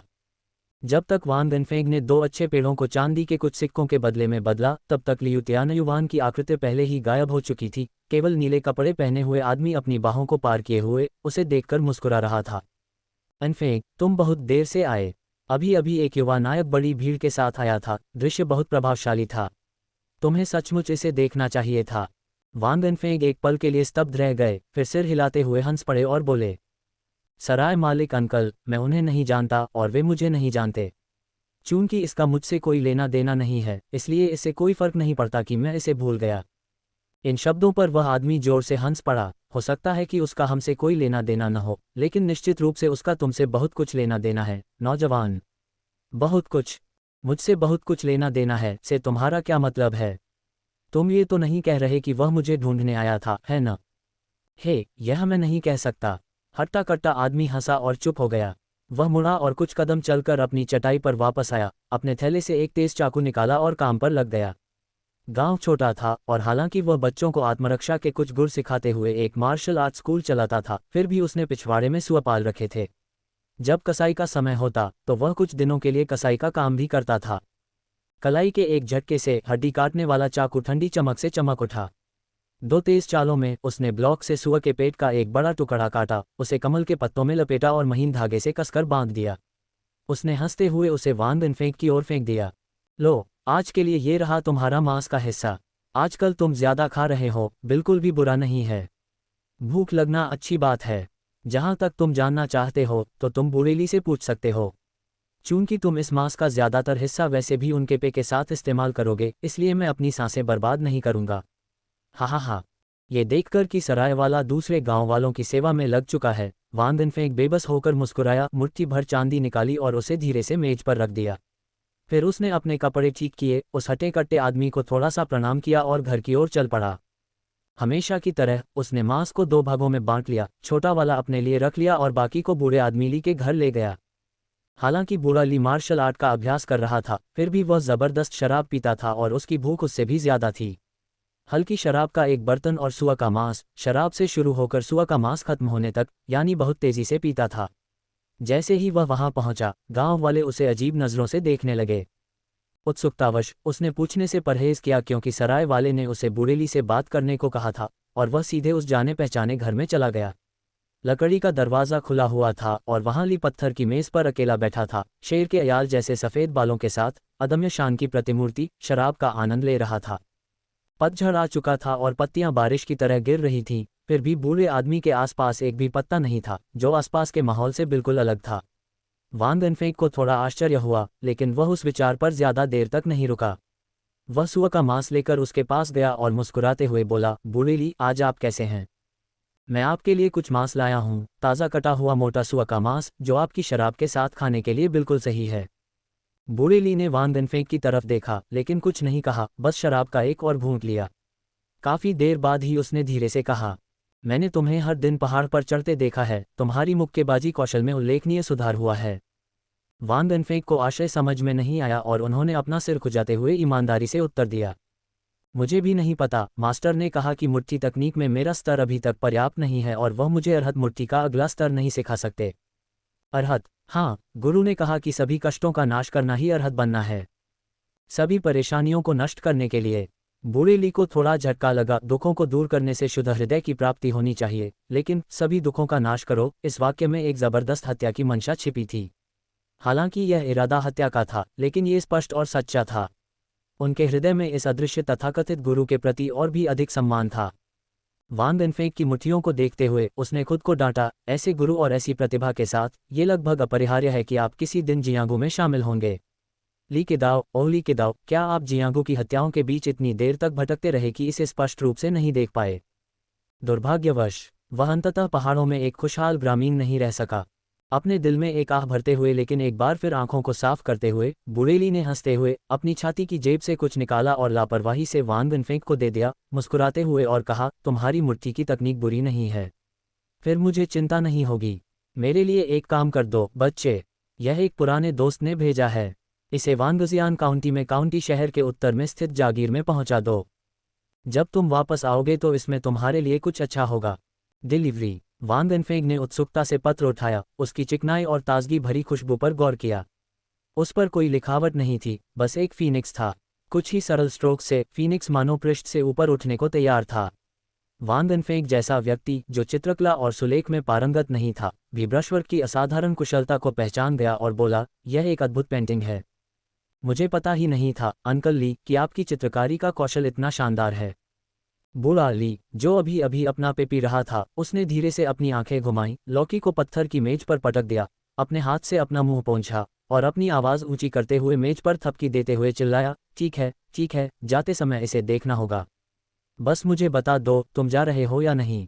वान गनफेंग ने पत्र को अपने हाथ में लेकर सहलाया, ये सोचकर कि हालांकि आने जाने का सफ़र उसकी साधना पर थोड़ा असर डालेगा, लेकिन इसमें ज़्यादा समय नहीं लगेगा। वह मुस्कुराया और सहमति जताते हुए बोला, इसमें चिंता की क्या बात है? ये तो बस एक पत्र है, मैं इसका ध्यान रखूंगा अंकल ली।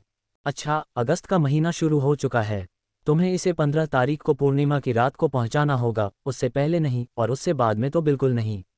ये रहा शराब का एक जग।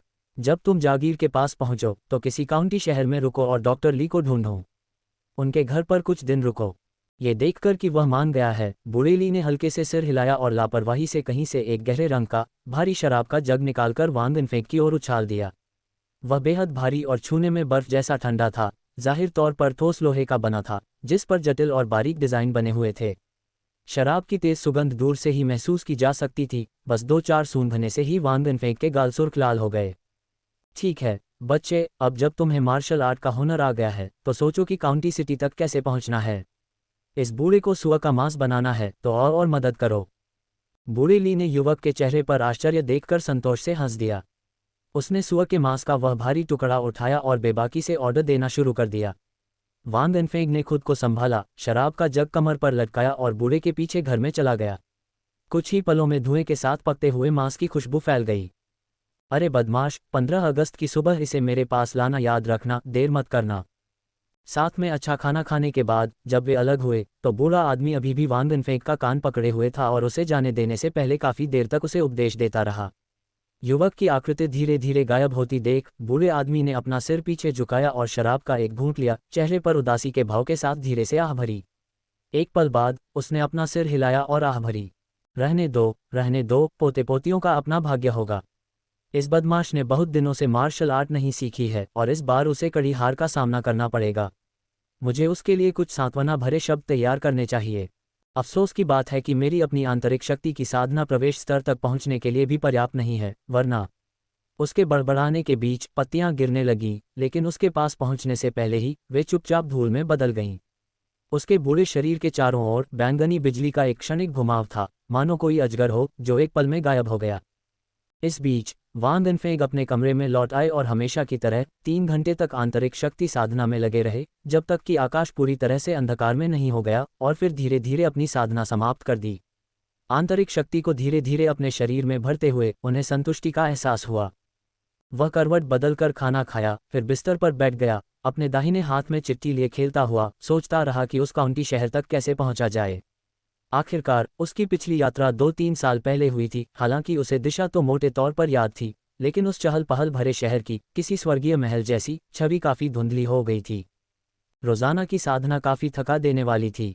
इस बारे में सोचते हुए वान दिनफेंग बिस्तर पर पीठ टिकाकर सो गया, और अगले दिन जब आसमान थोड़ा सा चमकीला हुआ तभी उसकी नींद खुली। नहा धोकर वह शाओलिन मंदिर गया। गुरु सी की देखरेख में उसने बार बार अपनी अत्यंत कुशल शाओलिन मूर्ति तकनीक का अभ्यास किया, जिसे वह अच्छी तरह जानता था। मास्टर सी ने संतुष्टि में सिर हिलाया। वान दिनफेंग ने अपना काम पूरा किया, यह नहीं जानते हुए कि क्या ऐसा इसलिए था क्योंकि शाओलिन मंदिर की जमीन बेहतर थी, बल्कि पहाड़ के पेड़ भी ग्रेट लियांग पर्वत के पेड़ों से कहीं ज्यादा सख्त थे। अभी अभी एक पेड़ से टकराने के बाद उनके पो पहले से ही चोटिल हो गए थे। वह लापरवाही से एक पत्थर पर पालथी मारकर बैठ गए और कुशलता से खुद पर दवा और पट्टियां लगा रहे थे। इन 100 दिनों में उसने पहले शाओलिन मंदिर में 5 घंटे मूर्ति की तकनीकों पर बिताए और फिर भौतिक जगत में अमृतों के साथ 5 घंटे साधना की। उसकी आंतरिक क्यूई पूर्ण थी, जो पहले से ही सामान्य 1 या 2 साल की आंतरिक शक्ति और मूर्ति की तकनीक की साधना से कम नहीं थी। स्पष्ट मन के साथ वह कुल्हाड़ी की आवश्यकता के बिना केवल अपनी मुट्ठियों से पेड़ों पर प्रहार कर सकता था। मास्टर सी के विचार में वह पहले से ही अपनी साधना के अगले चरण पर आगे बढ़ने के लिए योग्य था। तभी जैसे ही वान दिनफेंग ने सावधानी से दवा फैलाई, ठंडक का एहसास दर्द को कम करता हुआ उसने एक गहरी सांस ली। अचानक उसे कुछ याद आया। उसने करवट ली, पहले एक हाथ से मास्टर सी को प्रणाम किया और फिर थोड़ी शर्मिंदगी के साथ कहा, मास्टर, मैं शायद 1-2 दिन साधना के लिए नहीं आ पाऊंगा। मैंने अंकली के लिए एक पत्र देने का वादा किया था। मास्टर सी ने अपना सिर थोड़ा हिलाया और शांति से कहा, कोई बात नहीं, बस इतना ध्यान रखना कि अपनी रोजाना की आंतरिक शक्ति का अभ्यास न छोड़ना। अपनी बात पूरी करने से पहले ही उन्हें कुछ याद आ गया। वान दिनफेंग को देखते हुए, जो अपनी मार्शल आर्ट की ट्रेनिंग जारी रखने के लिए मुड़ रहे थे, उन्होंने धीरे से पूछा, एक चिट्ठी पहुंचानी है। कितनी दूर है? कितनी दूर? वान दिनफेंग ने अपनी हरकतें रोकी, एक पल सोचा और जवाब दिया, लगभग कई 100 मील, मुझे लगता है। मैं निकटतम काउंटी शहर जाऊंगा और एक घोड़ा गाड़ी ले लूंगा। इसमें केवल 1 दिन लगेगा, इसलिए इसका ज्यादा असर नहीं होना चाहिए। बोलते हुए उसने अपना शरीर घुमाया, आंतरिक क्यूई प्रवाहित हुई और एक बहुत ही मुश्किल रिवर्स एल्बो ब्रेक पेड़ से टकराया। जब मास्टर सी की शांत आवाज उसके कानों में पड़ी तो वह बलपूर्वक उछलकर सेंट्रल प्लाई फिस्ट तकनीक का प्रदर्शन करने लगा। कई 100 मील, ठीक है, तो तुम्हें वहां तक दौड़ना चाहिए। अभी उसकी आंतरिक शक्ति जागृत ही हुई थी कि उसके स्वामी के शब्दों ने उसके हृदय को लगभग कांपने पर मजबूर कर दिया। उसकी मुट्ठी छूट गई, जिससे खाली हवा की एक नीरस ध्वनि निकली, और कुछ सेकंड के स्तब्ध मौन के बाद उसने अपने स्वामी के शांत और गंभीर चेहरे की ओर देखा, जिसमें किसी भी प्रकार का उपहास नहीं था, और उसने अविश्वासपूर्वक उत्तर दिया, भागो, वहां भागो। मास्टर सी ने सिर हिलाया और मुस्कुराते हुए कहा, वास्तव में आपने यी चांग गोंग में पूरी तरह से महारत हासिल कर ली है, और अब समय आ गया है कि मैं आपको प्रकाश शरीर तकनीक सिखाऊं। हालांकि मेरी शाओलिन जोरदार कदम तकनीक युद्ध के दौरान फुर्तीली चालों में उत्कृष्ट नहीं है, फिर भी इसमें लंबी दूरी तक टिकने के लिए अद्वितीय सहनशक्ति है। इसके अलावा एक जोरदार मैराथन के दौरान आंतरिक शक्ति का संचार और रक्त और क्यूई का उबलना साधना को महत्वपूर्ण रूप से लाभ पहुंचाता है। मेरे साथ आओ और मैं तुम्हें महत्वपूर्ण श्वास विधियां और जोरदार कदम तकनीक के आंतरिक शक्ति परिसंचरण का मार्ग सिखाऊंगा। 1 घंटे बाद वान दिनफेंग पसीने से लथपथ हो गया। उसकी आंतरिक क्यूई लगातार तीव्र होती जा रही थी, हालांकि उसकी मांसपेशियों में असहनीय दर्द हो रहा था। फिर भी उसे जोरदार कदम तकनीक के महत्वपूर्ण तरीके अच्छी तरह याद हो गए थे। जैसे ही वह अपनी दुखती मांसपेशियों की मालिश कर रहा था, युआन सी ने अपनी आस्तीन से एक स्क्रॉल निकाला और उसे देते हुए कहा, ये लो। युवक क्षण भर के लिए झिझका, फिर उसे उठाकर खोला तो उसमें सुंदर ढंग से लिखे शब्दों की एक पंक्ति दिखाई दी। थोड़ा चकित होकर उसने सहज ही जोर से पढ़ा, शाओलिन मंदिर का शिष्य कार्य, 1000 लीड दौड़ें, पूरी तरह से जोरदार कदम तकनीक को सक्रिय करते हुए, कार्य का पुरस्कार, एक परिष्कृत ज़ेन हृदय रक्षक मुट्ठी। उद्धरण चिन्ह ... मास्टर, यह क्या है? युआन सी के हाव भाव अपरिवर्तित रहे और उन्होंने उत्तर दिया, जैसा कि आप देख रहे हैं, यदि आप मेरे द्वारा दिए गए साधना कार्य को पूरा कर सकते हैं, तो मैं आपको वह रक्षात्मक मुट्ठी दे दूंगा जिसका मैंने वर्षों पहले पहली बार उपयोग किया था।